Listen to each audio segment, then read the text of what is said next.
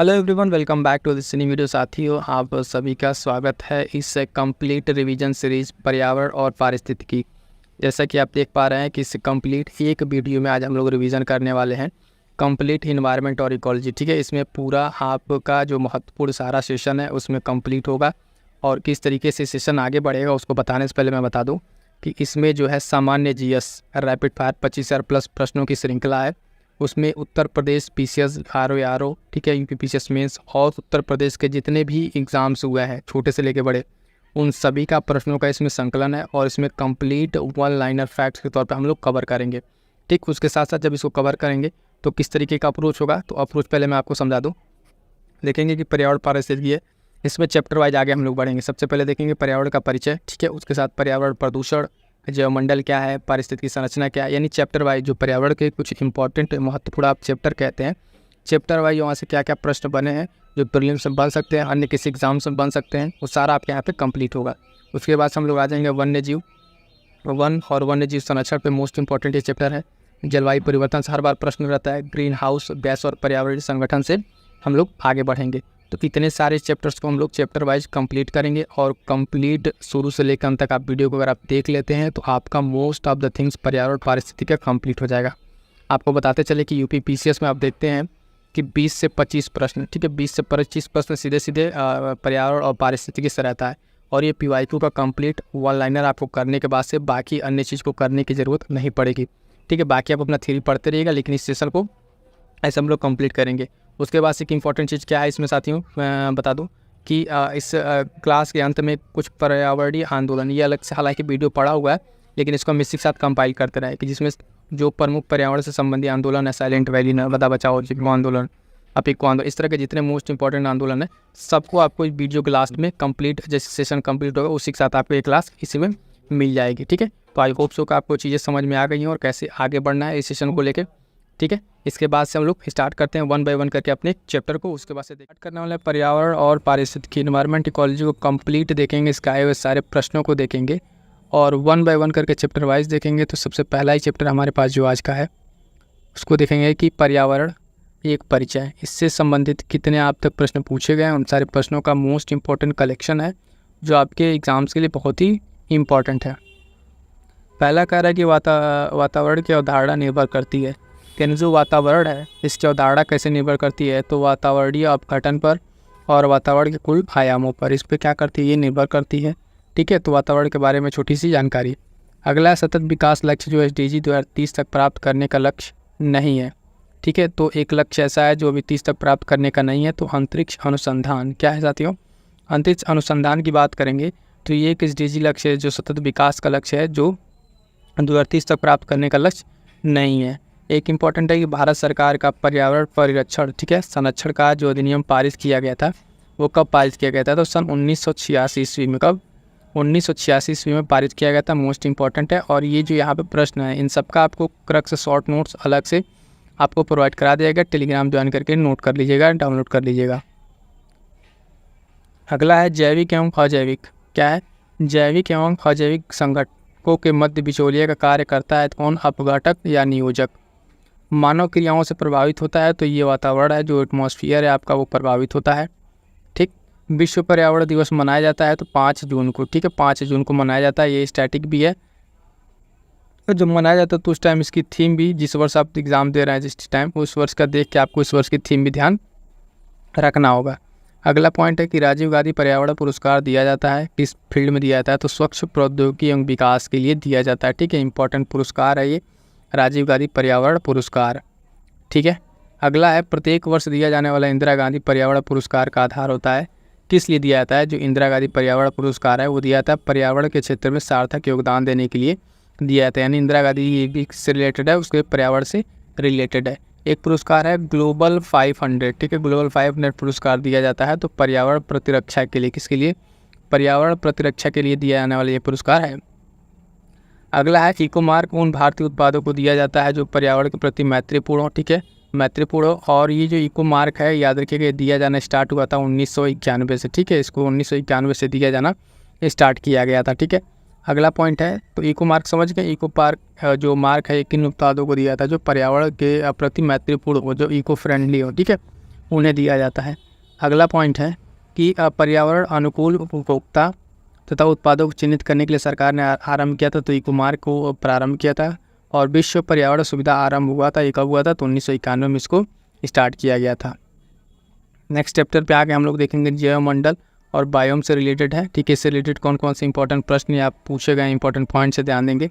एक तरफ दिया हुआ है जैवमंडल, एक तरफ दिया है उसकी स्थिति। ठीक है, तो कौन कौन सा है। सिमलीपाल की बात अगर हम करेंगे तो ये कहाँ पर है, सिमलीपाल को अगर हम देखें तो ये स्थित कहाँ है, सिमलीपाल उड़ीसा में। ठीक है, इसी तरीके से पंचमढ़ी की बात करेंगे तो मध्य प्रदेश में, और नंदा देवी कहाँ पे, उत्तराखंड में। नोकरेक की बात करती है मेघालय में। इस तरह के और भी जो भी सारे इंपॉर्टेंट्स हैं उनको आपको नोट करना है। इसी तरीके से दे के राज्य और स्थिति दे के मैच करने के लिए पूछा जाता है, खासकर इन्वायरमेंट वाले सेक्शन में। घटते उत्पादकता के क्रम में परिवर्तन का सही क्रम है। ठीक है, घटते यानी जो एक परितंत्र है उसका घटता यानी सबसे ज़्यादा किस में है, तो मैंग्रोव में। उसके वजह से घास का मैदान, फिर झील और सागर। ठीक है, फिर उसके वजह से क्या है, झील और सागर। तो इस तरीके से इसका क्रम होता है। ये सिंपल सब पूछ लेता है, सबसे ज़्यादा जो उत्पादकता वाला कौन सा है, तो मैंग्रोव होगा। अगर वहाँ पे ऑप्शन आपको मैंग्रोव दिखे तो मैंग्रोव लगा लीजिएगा। ठीक है, तो ये सारा पॉइंट हो गया। ठीक है, अगला है फिर जैव आरक्षित क्षेत्र दिया हुआ है और राज्य दिया हुआ है, तो यहाँ भी मिलान करना है। तो मानस का हो जाता है आपका असम। ठीक है, मानस कहाँ पर है, असम में। सुंदरवन देखेंगे पश्चिम बंगाल, नंदा देवी उत्तराखंड और पंचमढ़ी मध्य प्रदेश।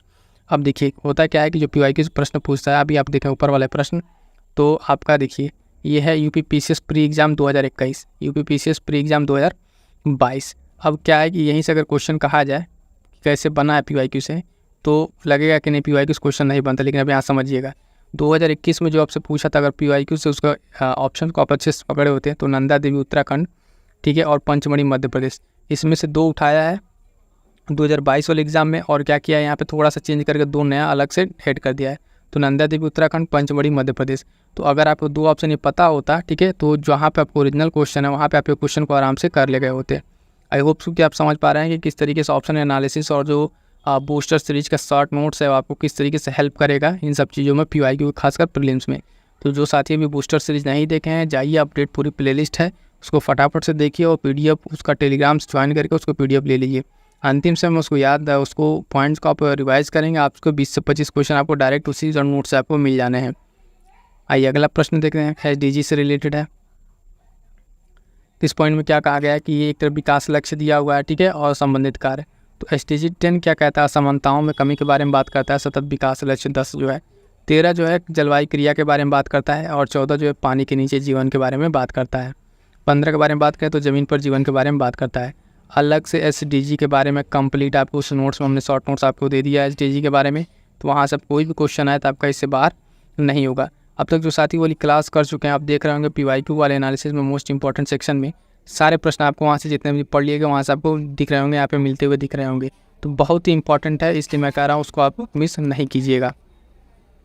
पादप प्लवक जो है अधिकता में वृद्धि करते हैं लिम्नेटिक क्षेत्र में। कहाँ पर, लिम्नेटिक क्षेत्र में। और पानी का खुला क्षेत्र क्या होता है, तो वही लिम्नेटिक क्षेत्र होता है। तो समझिए लिम्नेटिक क्षेत्र क्या होता है, जो पानी का खुला क्षेत्र है वही लिम्नेटिक क्षेत्र है, और उसमें जो है पादप प्लवक जो है उसमें क्या करते हैं, उसमें वृद्धि करते हैं। ठीक है, तो ये पॉइंट ध्यान रखिएगा। अगला है कि पोषक स्तर बने होते हैं तो खाद्य श्रृंखला में जीवों से संबंध होने पर, ठीक है, यहाँ पे क्या बनते हैं, पोषक स्तर बनते हैं। पारिस्थितिकी अनुक्रमण के 4 महत्वपूर्ण चरण हैं। ठीक है, कौन कौन से वो चरण हैं, ध्यान दीजिएगा। एक है क्षीणता, ठीक है, आक्रमण, ठीक है, प्रतिस्पर्धा एवं स्थानांतरण। ये क्या है, पारिस्थितिकी के अनुक्रमण के 4 स्टेप्स हैं, ठीक है, 4 चरण है, ये ध्यान रखिएगा, बहुत ही इंपॉर्टेंट है। अगला पॉइंट है कि प्रतिशतता के आधार पर वायुमंडल में सर्वाधिक मात्रा में पाई जाने वाली गैस कौन सी है, तो नाइट्रोजन है, ये तो सबको जानता है। पारिस्थितिकी एवं आप देखेंगे पारिस्थितिकी तंत्र, इकोलॉजी और इकोसिस्टम, ठीक है, इसमें क्या आप सर्वप्रथम इकोसिस्टम शब्द किसने दिया, तो टैंसले ने, AG टैंसले आप देखेंगे यहाँ पे इन्होंने दिया था। अगला पॉइंट है एक स्थलीय पारिस्थितिकी तंत्र उपभाग नहीं है, सागरी पारितंत्र का भाग नहीं है। और अगला पॉइंट है वातावरण प्रभावित होता है तो मानव क्रियाओं द्वारा, हम लोग कर चुके हैं। मोनोक्लाइमेक्स एकल चरण सिद्धांत का प्रतिपादन किया था, तो F, ठीक है, FE क्लेमेंट्स ने, ठीक है, क्लेमेंट्स ने आपको ये चीज़ दिया था मोनोक्लाइमेक्स के बारे में। अगला पॉइंट है समुदाय का संयोजन, संगठन का विकास और पर्यावरण संबंधी का अध्ययन को क्या कहते हैं, संघ पारिस्थितिकी कहते हैं। फिर आगे आपका वही रिपीटेड क्वेश्चन, सेम क्वेश्चन आपको फिर से प्री 2022 का है और उसके पहले ये क्वेश्चन पूछा गया था, as it is question repeat किया हुआ है। ठीक है, ये सतत विकास से संबंधित क्वेश्चन। इसी तरीके से आपको जो टोटल 17 SDG लक्ष्य हैं वो आपको एकदम रटे होने चाहिए, तैयार होना चाहिए। ठीक है, ताकि यहाँ से कोई भी क्वेश्चन बने आपको चीज़ें समझ में आ जाए वहाँ से। अगला है पारिस्थितिकी तंत्र की अवधारणा प्रथम बार दी गई थी तो एजी टांसले के द्वारा, किसके द्वारा? एजी टांसले के द्वारा दी गई थी। पारिस्थितिकी तंत्र के लिए सत्य है, दोनों ऊर्जा का प्रवाह, खनिजों का चक्कर इसमें होता रहता है और आप देखेंगे इसमें ऊर्जा का प्रवाह जो है एक डायरेक्शन होता है, यूनिडायरेक्शनल होता है यहाँ पे। अगला है कि लुटक। ठीक है, लुटिक क्या है? लुटिक पारिस्थितिकी तंत्र का उदाहरण नहीं है तो तालाब। लुटिक पारिस्थितिकी तंत्र का मतलब ये है कि जहाँ पे वाटर जो है आपका फ्लो करे, रुके ना। तो तालाब में क्या होता है? तालाब में आप देखेंगे ये एक रुका हुआ जल स्थिति पारितंत्र है, तो लुटिक नहीं होगा ये। ठीक है, जीव और वातावरण के बीच पारस्परिक संबंधों का अध्ययन क्या कहलाता है? पारिस्थितिकी कहलाता है। और सर्वप्रथम गहन पारिस्थितिकी जो डीप इकोलॉजी शब्द का प्रयोग किया था किसने? अर्नीज नेस ने। ठीक है, अर्नीज नेस ने इसका प्रयोग किया था। ठीक है, फटाफट से देखते चलिए, बहुत ही इंपॉर्टेंट है, एग्जाम में डायरेक्ट ऐसे क्वेश्चन आपको देखने को मिलेंगे। पारिस्थितिकी नीचे, ठीक है, संकल्पना को प्रतिपादित किया था किसने? ग्रीनेल्स ने किया था। किसने? ग्रीनेल्स ने किया था। और कृत्रिम पारिस्थितिकी तंत्र क्या है? तो धान का खेत। क्या है? धान का खेत जो है कृत्रिम पारिस्थितिकी तंत्र है। और मानव द्वारा रूपांतरित पारिस्थितिकी है क्या? कृषि भूमि। ठीक है, मानव द्वारा रूपांतरित पारिस्थितिकी तंत्र क्या है? तो कृषि भूमि है। अगला पॉइंट देखेंगे कि रामसर सम्मेलन संरक्षण से संबंधित था तो नम भूमि। ठीक है, किससे? जो रामसर सम्मेलन है वो क्या है? आर्द्र भूमियों से संबंधित है। किसी आर्द्र वेटलैंड से संबंधित है। और 2 फरवरी को वेटलैंड्स डे मनाया था, ये भी आपको ध्यान रखना है। कन्वेंशन, रामसर कन्वेंशन से स्टार्ट हुआ था। अगला पॉइंट है कि वह वृक्ष जो पारिस्थितिकी मित्र नहीं है। ठीक है, पारिस्थितिकी के लिए संकट माना जाता है, मित्र नहीं है, तो एक यहाँ पे यूकलिप्टिस है। यूकलिप्टिस जो है इसको या तो पारिस्थितिकी का मित्र मत कहिए। ठीक है, ये मित्र नहीं है, या फिर ये क्या है? जो पर्यावरण संकट है उसके लिए ये यूकलिप्टिस जिम्मेदार है। अगला पॉइंट है कि पृथ्वी के सर्वाधिक क्षेत्र पर फैला हुआ पारिस्थितिकी तंत्र, ठीक है, सामुद्रिक है। और विश्व का सबसे बड़ा पारिस्थितिकी तंत्र क्या है? तो समुद्री है। ठीक है, सबसे बड़ा पारिस्थितिकी तंत्र की अगर हम बात करेंगे साथ ही क्या हो जाएगा? समुद्र हो जाएगा। अगला पॉइंट है पारिस्थितिकी तंत्र की जैव विविधता की बढ़ोतरी के लिए उत्तरदायी नहीं है तो पोषण स्तरों की कम संख्या। क्या है? पोषण स्तरों की कम संख्या इस पर कोई इम्पैक्ट नहीं करेगी। जो पारिस्थितिकी तंत्र है उसकी जैव विविधता बढ़ोतरी के लिए। प्रवाल विरंजक निरंजन के लिए सर्वाधिक महत्वपूर्ण कारक क्या है? तो वैश्विक ऊष्मन, यानी जो कोरल ब्लीचिंग होती है उसके लिए सबसे ज़्यादा क्या है? ग्लोबल वार्मिंग है रिस्पॉन्सिबल है। तो वही वाला पॉइंट यहाँ पे कह रहा है। पारिस्थितिकी संतुलन बिगड़ता है, कब बिगड़ता है? लकड़ी के काटने पे, यानी वनों के कटान से आप देखेंगे पारिस्थितिकी संतुलन बिगड़ने लगता है। ठीक है, वनों का ज़्यादा कटान है ना, ये क्या है? पारिस्थितिकी डिसबैलेंस का एक सबसे बड़ा उदाहरण है। जैव द्रव्यमान वार्षिक उत्पादन न्यूनतम होता है कब? गहरे सागर में। गहरे सागर में आपको क्या होगा? सबसे न्यूनतम मिलेगा। अगला पॉइंट है पारिस्थितिकी स्थायी मितव्ययिता या नारा है चिपको आंदोलन का। ठीक है, चिपको आंदोलन किससे रिलेटेड था? तो पारिस्थितिकी स्थिति का लेकर खासकर पेड़ों की कटाई को रोकने के लिए चिपको आंदोलन स्टार्ट किया गया था। पारिस्थितिकी पदछाप के माप की इकाई क्या है? भूमंडलीय हेक्टर। और झील पारिस्थितिकी पोषक तत्वों के प्रचुरण प्रक्रिया को कहते हैं यूट्रोफिकेशन। यूट्रोफिकेशन क्या है कि झील हो या उस तरह का पारिस्थितिकी तंत्र हो, उसमें क्या होता है कि पोषक तत्वों की मात्रा को उसमें इंक्रीज कर जाती है। उसके इंक्रीज करने के साथ उसमें क्या होता है? ऑक्सीजन की डिमांड जो है, बायोलॉजिकल ऑक्सीजन डिमांड जो है वो कम हो जाती है। ठीक है, सारा का सारा पोषण ही ऑक्सीजन ले लेता है, तो जिससे वहाँ पे जीव क्या होते हैं? मरने लगते हैं। नेक्स्ट चैप्टर है कि पारिस्थितिकी तंत्र के प्रकार और उसके पदार्थों का संरक्षण। चौथा चैप्टर यहाँ पे इसके रिलेटेड जो भी पॉइंट उसको देखते हैं फटाफट से। कह रहा है कि इसमें कि वह प्राकृतिक देश जिसे बड़े शिकारों की भूमि के नाम से जाना जाता है तो उष्णकटिबंधीय सवाना प्रदेश। क्या है ये? उष्णकटिबंधीय सवाना प्रदेश है, जिसको जो है जाना जाता है बड़े शिकारों की भूमि के नाम से जाना जाता है। अगला है कि जैव पारिस्थितिकी सबसे समृद्ध होता है तो उष्णकटिबंधीय क्षेत्रों में। कहाँ पे? उष्णकटिबंधीय क्षेत्रों में सबसे ज़्यादा समृद्ध होता है। नेक्स्ट पॉइंट है पारिस्थितिकी तंत्र के जैविक घटकों में उत्पादक घटक है। क्या है? तो हरे पौधे उसमें क्या है? उत्पादक है। पारिस्थितिकी निकाय में ऊर्जा का प्राथमिक स्रोत क्या है? तो सौर ऊर्जा है। उसके बाद अगला पॉइंट है कि खाद्य श्रृंखला जो फूड चेन में मानव क्या है? प्राथमिक तथा द्वितीयक उपभोक्ता दोनों है। तो जिस तरीके से आप देखेंगे खाद्य फूड श्रृंखला जब बनती है तो उसमें मानव का भी एक जगह पे उसका रोल देखते हैं, तो वो क्या होता है? उस फूड चेन में कई जगह प्राथमिक और द्वितीयक दोनों उपभोक्ता के रूप में ये आपको दिखाई देता है। पारिस्थितिकी तंत्र में उच्चतम पोषण स्तर किसमें होता है? तो सर्वाहारी में होता है। और पारिस्थितिकी तंत्र में जैव तथा अजैव जगतों के बीच मध्यस्थ की भूमिका निभाता है। तो कौन निभाता है? वियोजक। ये वियोजक जो है क्या करता है?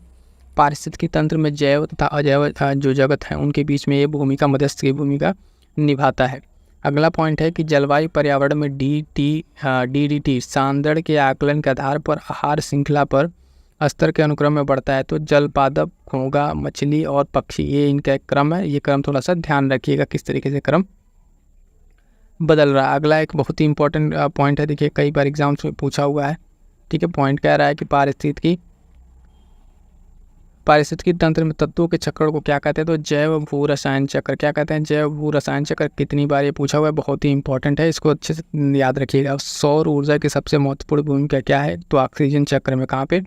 ऑक्सीजन चक्र में जो है सौर ऊर्जा की सबसे महत्वपूर्ण भूमिका देखने को मिलती है। अगला पॉइंट है पारिस्थितिकी तंत्र में ऊर्जा का पिरामिड सदैव होता है।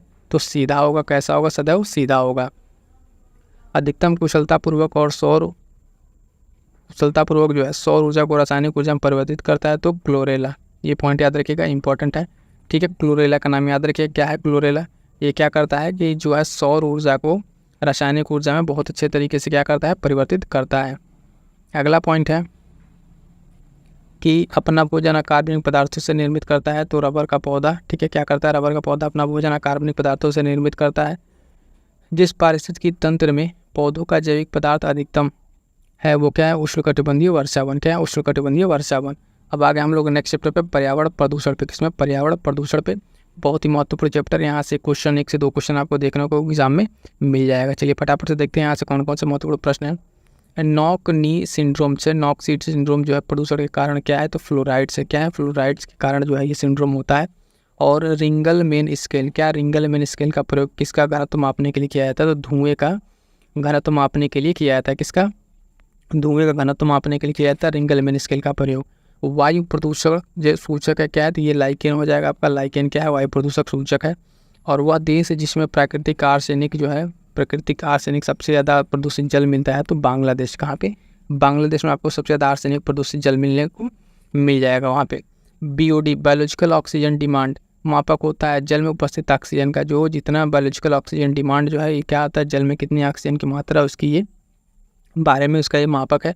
और बायोडिग्रेडेबल प्रदूषक नहीं है। ठीक है, तो कीटनाशक क्या है? बायोडिग्रेडेबल प्रदूषक नहीं है। ठीक है, बहुत ही शानदार सेशन है। पर्यावरण में अगर आप देखें, पर्यावरण के बारे में अगर आप देखें, पर्यावरण और इससे वाले सेगमेंट से TUPPSS में कभी कभी 20 से 25, कभी कभी 30 क्वेश्चन भी। ठीक है, और आपके इसी तरीके से सारों में 5 से 10 क्वेश्चन देखने को मिलेंगे। तो बहुत ही शानदार यह है। कंप्लीट वीडियो को देखिए और इसी तरीके से अगर आप अपना वन लाइनर नोट्स भी बना लेते हैं तो बहुत ही हेल्पफुल होगा। जो पहले से कर रखे हैं उनके लिए रिवीजन का भी काम आएगा। तो फटाफट से रिवीजन के तौर पे वो देख लें, लेकिन इस कंप्लीट सीरीज को आप कंप्लीट करिएगा क्योंकि आपके लिए बहुत ही हेल्पफुल होने वाला है। बायोलॉजिकल ऑक्सीजन डिमांड क्या कह रहा है? बायोलॉजिकल ऑक्सीजन डिमांड किसके लिए एक मानक मानदंड है? तो जलीय पारिस्थितिक तंत्र के प्रदूषण की जाँच के लिए। जितना अगर प्रदूषण नहीं होगा तो उस हिसाब से बायोलॉजिकल ऑक्सीजन डिमांड क्या होगी? वहाँ पर इतना ज़्यादा नहीं होगी। जल रोकथाम प्रदूषण नियंत्रक अधिनियम बनाया गया 1974 में। इसे ध्यान दीजिएगा साथियों कि इस तरीके से जितने भी रोकथाम नियंत्रक अधिनियम है उन सबकी एक लिस्ट बना के अलग से PDF आपको प्रोवाइड कर दी गई है। और उसका एक वीडियो भी पड़ा हुआ है जिसमें आपको कंप्लीट इस तरीके के सारे डेट जो है पर्यावरण के आपको एक जगह मिल जाएंगे, जो आपके लिए एग्जाम के लिए बहुत ही महत्वपूर्ण है। वायु प्रदूषक से संबंधित नहीं है। ठीक है, क्या संबंध नहीं है? तो यूट्रोफिकेशन। क्या है ये? वायुट्रोफिकेशन जल प्रदूषण से संबंधित है, जबकि ये वायु प्रदूषण से संबंधित नहीं है। कोयला, पेट्रोल, डीजल आदि का दहन जो है इसका मूल स्रोत क्या है? तो वायु प्रदूषण करता है ये। भारत के बड़े नगरों में वो वायु प्रदूषण का सबसे बड़ा स्रोत क्या है? तो परिवहन खंड। क्या है? परिवहन जो है वो सबसे बड़ा क्या है? प्रदूषण का स्रोत देखने को मिलता है। बादल के जो है जल और सल्फर डाइऑक्साइड के मध्य प्रतिक्रिया के फलस्वरूप क्या होती है? तो अम्ल वर्षा यानी एसिडी रेन के लिए अगर पूछे आपसे कौन सा रिस्पॉन्सिबल होता है तो सल्फर डाइऑक्साइड और उसके साथ जल। ठीक है, ये क्या होते हैं? किसके लिए रिस्पॉन्सिबल होता है? अम्ल वर्षा के लिए रिस्पॉन्सिबल होते हैं। भूमिगत जल को दूषित करने वाले अजैविक प्रदूषक कौन है? तो आर्सेनिक है। ठीक है, भूमिगत जल में जो प्रदूषण होता है, भूमिगत जल में जो अजैविक प्रदूषण किससे होता है? आर्सेनिक से होता है। ठीक, अगला पॉइंट देखेंगे कि यदि जल प्रदूषण इसी गति से होता रहा तो अंततः क्या होगा कि अंत में क्या होगा कि जलीय जीवन के लिए ऑक्सीजन अणु अनुपलब्ध हो जाएंगे। अगर इसी तरीके से जल प्रदूषण होता रहा तो क्या होगा? ऑक्सीजन आपके लिए अनअवेलेबल हो जाएगा। निम्नीकरण ये ठीक है, डिग्रेडेबल प्रदूषक है तो घरेलू वाहित मल जो है ये क्या होते हैं, डिग्रेडेबल होते हैं। अगला पॉइंट है 80 डेसिबल से अधिक की ध्वनि कहलाती है तो क्या कहलाती है, खतरनाक ध्वनि प्रदूषण होता है इसमें। और धूल प्रदूषण रोकने के लिए उपयुक्त वृक्ष कौन सा है, तो सीता और अशोक का। क्या सीता और अशोक, सीता अशोक की जो वृक्ष है यह क्या करेगा, धूल प्रदूषण को रोकने के लिए उपयुक्त वृक्ष के रूप में जाना जाता है। अधिकतम ध्वनि प्रदूषण जो है उसका कारण क्या है, तो जेट उड़ान। क्या है, जेट उड़ान से अधिकतम आपको देखेंगे ध्वनि प्रदूषण होता है। और मानव जनित पर्यावरणीय प्रदूषण को क्या कहते हैं, तो एंथ्रोपोजेनिक कहते हैं। क्या कहते हैं, एंथ्रोपोजेनिक कहते हैं। ठीक है, मानव जनित पर्यावरणीय प्रदूषण को। जैव अपघटनीय प्रदूषक क्या है, तो सीवेज से जो निकलता है वो जैव अपघटनीय प्रदूषक है। नेक्स्ट पॉइंट है कि वाहनों से निकलने वाली हानिप्रद गैसों को नियंत्रित करने के लिए बनाए जाते हैं तो यूरो नॉर्म्स बनाए जाते हैं। और न्यूनतम पर्यावरण प्रदूषण कौन उत्पन्न करता है, तो ये हाइड्रोजन है, जो हम सभी जानते हैं। ठीक है, हाइड्रोजन क्या करता है, सबसे कम पर्यावरण प्रदूषण करता है। अगला पॉइंट है कि उर्वरक के अत्यधिक प्रयोग से क्या होगा, उर्वरक के अधिक प्रयोग से होगा मृदा, जल तथा वायु प्रदूषण, तीनों होगा एक साथ। भारत का सर्वाधिक प्रदूषित नगर कौन सा है, 2019 के अनुसार गाजियाबाद है। IQ एयर इंडेक्स के अनुसार 2019 में गाजियाबाद था। स्वचालित वाहनों से निर्वात जो सबसे अविषालु धातु प्रदूषक को क्या है, लेड है। ठीक, और जैव निम्नकरणीय क्या है, फिर वही सीवेज हो जाएगा। प्रदूषण संकेतक का पौधा कौन सा है, तो लाइकेन है। फिर लाइकेन है, 2 जगह लाइकेन है, जो वायु प्रदूषक के सूचक के रूप में काम करता है। तो क्या है, ये वाला पॉइंट आपका लाइकेन हो जाता है। रुधिर वर्षा होती है, रुधिर वर्षा क्या होती है, तो ये इटली में होता है। ब्लड रेनफॉल क्या है, कहाँ पे होता है, इटली में होता है। प्रदूषण युक्त वायुमंडल को स्वच्छ किया जा सकता है कैसे, वर्षा द्वारा। अगर बहुत ज़्यादा प्रदूषण हो गया वायुमंडल में तो वर्षा के द्वारा क्या होता है, बहुत हद तक स्वच्छ किया जा सकता है। अगला पॉइंट है किसी जल में BOD की अधिकतम संकेत देती है कि उसका जल स्तर सीवेज से प्रदूषित हो रहा है। अगर उसमें BOD जो है अधिक संकेत दे रही है तो उसका क्या मतलब है, सीवेज से प्रदूषित हो रहा है। जैविक मरुस्थल किसे कहते हैं, तो जैविक मरुस्थल देखेंगे आप दामोदर नदी को। किसको, दामोदर नदी को क्या कहते हैं, जैविक मरुस्थल कहते हैं। ठीक है, नेक्स्ट देखेंगे कि सुमेलित करना में प्रदूषक है और एक तरफ उसका प्रभाव है। कार्बन मोनोऑक्साइड से आप क्या प्रभावित होगा, लीवर और किडनी को क्षति पहुंचेगी। नाइट्रोजन का ऑक्साइड आपको सीधे सीधे कैंसर देंगे। और धूल के कण आप क्या होंगे, स्वास्थ्य संबंधी रोग देंगे। सीसा से क्या होगा, केंद्रीय नर्वस सिस्टम, जो सेंट्रल नर्वस सिस्टम है वो क्या होगा, डिस्टर्ब होगा। तो चारों पॉइंट याद रखिएगा, अलग अलग जगह पे अलग अलग तरीके से यहाँ से क्वेश्चन पूछा हुआ है। ठीक है, कार्बन मोनोऑक्साइड फिर से लीवर, नाइट्रोजन का ऑक्साइड कैंसर, धूल कण से स्वास्थ्य संबंधी होगा, फेफड़े उफड़े की दिक्कत होगी। और सीसा से क्या होगा, केंद्रीय नर्वस सिस्टम आपका डिस्टर्ब हो जाएगा। अगला पॉइंट है कि ऊर्जा का वह रूप जिसमें प्रदूषण की समस्या नहीं होती है, तो सौर ऊर्जा है। इसमें प्रदूषण की नाम मात्र की वो होती है, इसमें कुछ नहीं होगा। NAQI से तात्पर्य क्या है, नेशनल एयर क्वालिटी इंडेक्स। ठीक है, नेशनल एयर क्वालिटी इंडेक्स यही बताता है कि कौन सा सबसे प्रदूषित शहर है और कौन सा नहीं। झीलों में पोषक तत्वों की प्रचुरता क्या कहलाती है, यूट्रोफिकेशन। हम पहले देख चुके हैं कि जब उसमें क्या होता है, पोषक तत्वों की मात्रा बढ़ जाती है तो यूट्रोफिकेशन होता है। और क्या होता है, बायोलॉजिकल ऑक्सीजन डिमांड क्या होता है, बढ़ जाती है, उसमें बहुत ज़्यादा ऑक्सीजन कम होने लगता है। क्लियर है।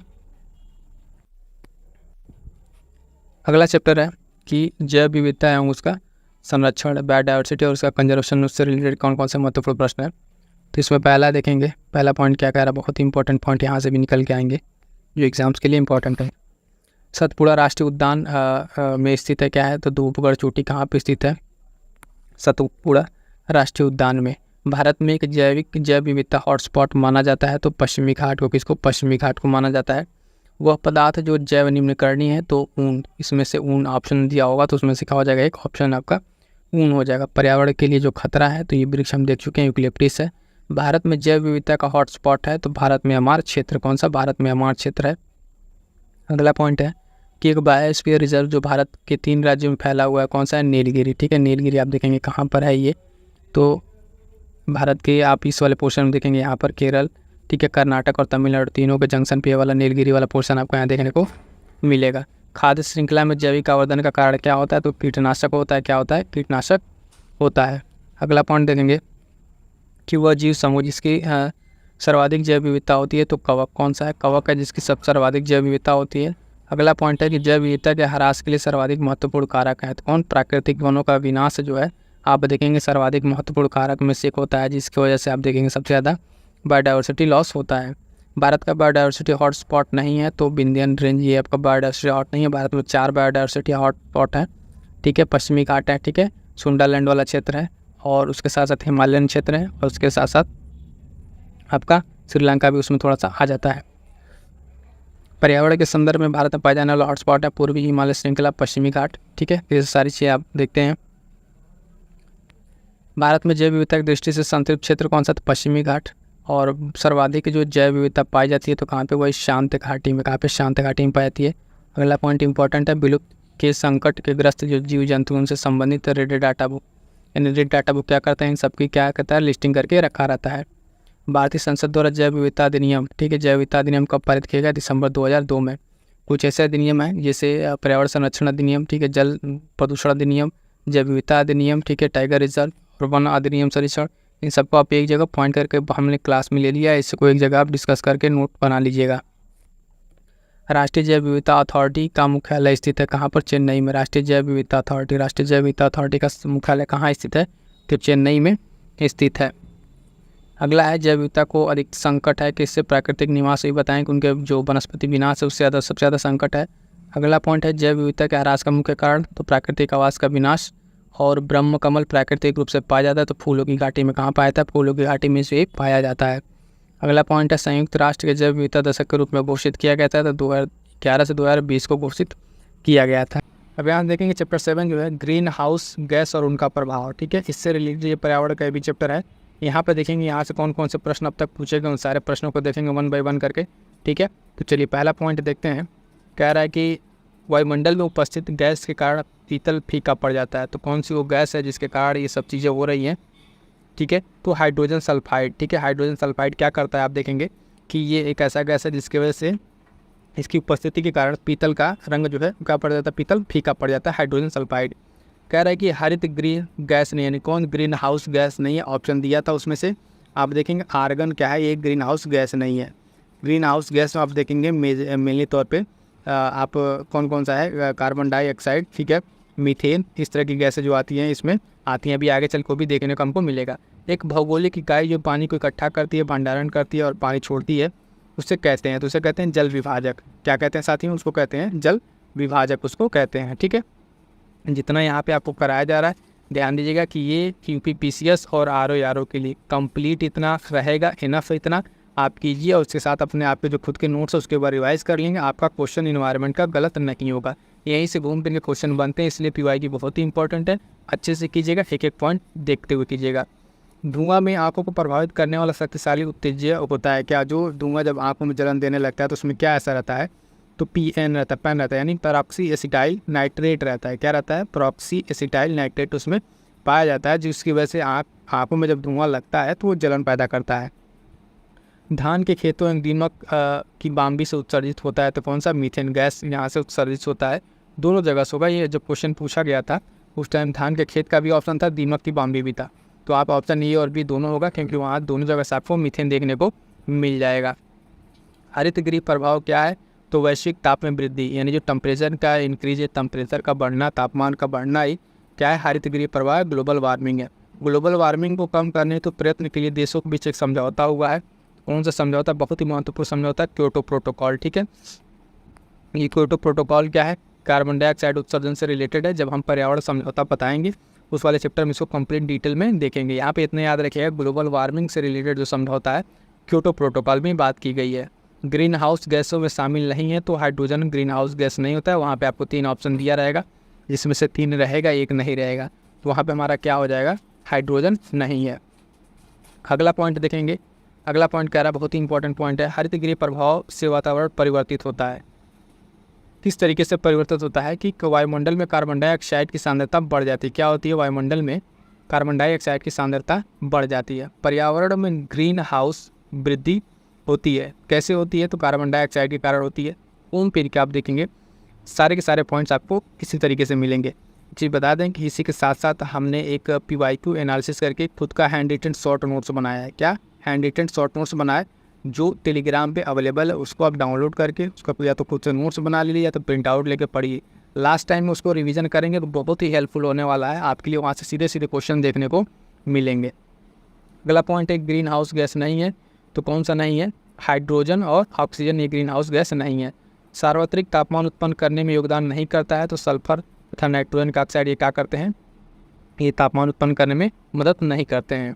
अगला पॉइंट है कि वैश्विक तापमान के लिए सर्वाधिक उत्तरदायी गैसें कौन, यानी ग्रीन हाउस गैसों की बात कर रहा है तो कार्बन डाइऑक्साइड और मीथेन। कौन सा, कार्बन डाई और ऑक्साइड जो है, और इसके साथ साथ मीथेन जो है, ये टॉप क्लास पे हैं किसमें, वैश्विक किसके लिए, तापमान के लिए।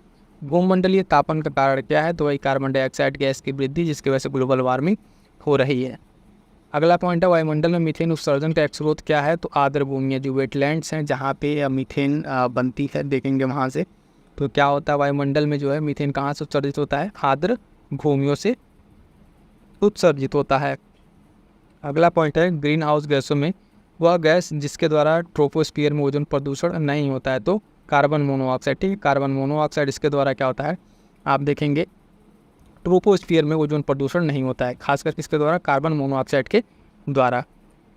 अगला पॉइंट है कि ग्रीन हाउस गैसों के उत्सर्जन में किस देश का सर्वाधिक योगदान है, तो उससे चीन है और दूसरे नंबर पर अपना भारत है। कौन है, पहले नंबर पर चीन है, दूसरे नंबर पर भारत है। तो ये ध्यान रखिएगा, ग्रीन हाउस गैस उत्सर्जन में भारत दूसरे नंबर पर है। विश्व की हरित गृह गैसों में भारत का अधिकतम भाग जो है 6.5% का है। और बलूचिस्तान में एक इंसिडेंट हुआ 2013 में, भूकंप आया, वहाँ पे अस्थायी लघु द्वीप से जो प्रारंभ हुआ था, तो मीथेन गैस का उत्सर्जन क्या हुआ था, मीथेन गैस के उत्सर्जन से स्टार्ट हुआ था। तो ये करंट का क्वेश्चन था, हालांकि पर्यावरण से रिलेट करके यहाँ दे दिया है। अगला पॉइंट है मैनचेस्टर विश्वविद्यालय के वैज्ञानिकों ने भू अभियंत्रण तथा पैसिफिक सागर के ऊपर चमकीले बादल उत्पन्न कर ग्लोबल वार्मिंग बढ़ने पर रोक लगाने का सुझाव दिया। इसका लिए किसका छिड़काव किया था, तो सिल्वर लवण का। किसका, सिल्वर लवण का छिड़काव करके सब चीज़ें बनाई जाती हैं। क्लियर है। आज ये अब अगले चैप्टर पे आते हैं, चैप्टर नंबर 8, जलवायु परिवर्तन और उससे संबंधित संगठन और सम्मेलन। ये संगठन और सम्मेलन वाला सारे प्रश्न आपको यहाँ मिल जाएंगे, और इसके लिए एक अलग से डिटेल वीडियो जिसमें सारे क्या कहते हैं समझौते, संगठन, सम्मेलन की डिटेल एक वीडियो हम अलग से बना देंगे, जिसमें आपको देखने को मिलेगा कि सबका डिटेल। ये तो सिर्फ यहाँ पे PY के जो प्रश्न पूछा उसके बारे में बात कर रहे हैं, इसको भी देखिए, यहाँ भी इंपॉर्टेंट पॉइंट्स आपको देखने को मिल जाएंगे।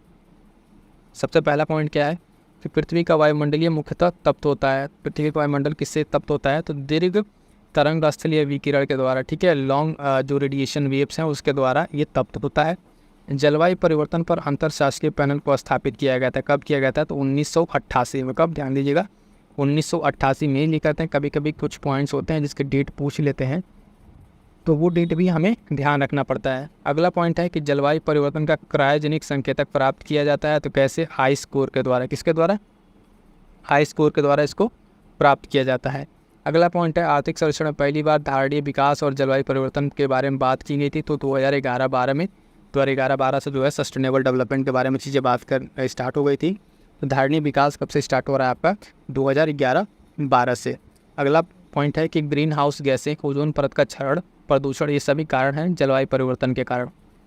इतनी सारी चीज़ें जो हो रही हैं, चाहे ग्रीन हाउस गैस का आप देखें बढ़ना, ओजोन परत हो, क्षरण हो, इसका प्रदूषण हो, ये सब कैसे हो रहा है, तो जलवायु परिवर्तन के कारण हो रहा है।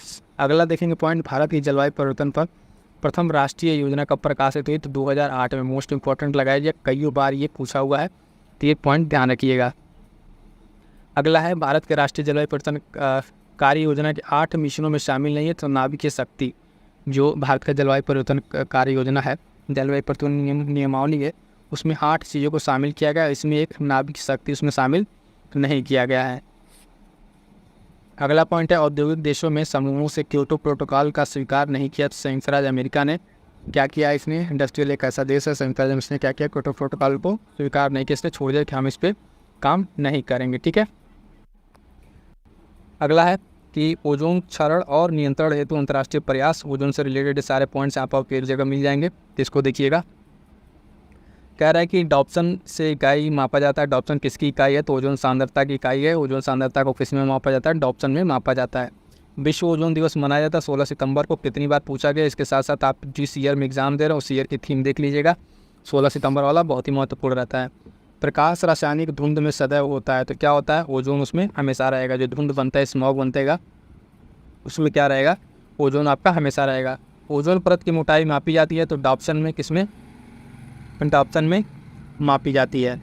अगला पॉइंट है ऊपरी वायुमंडल की ओजोन परत का क्षरण, ठीक है, किसके कारण हो रहा है, तो क्लोरोफ्लोरोकार्बन के कारण हो रहा है। और ये आप देखेंगे कहाँ से, प्रशीतक के तौर पर रेफ्रिजरेटर से निकलता है।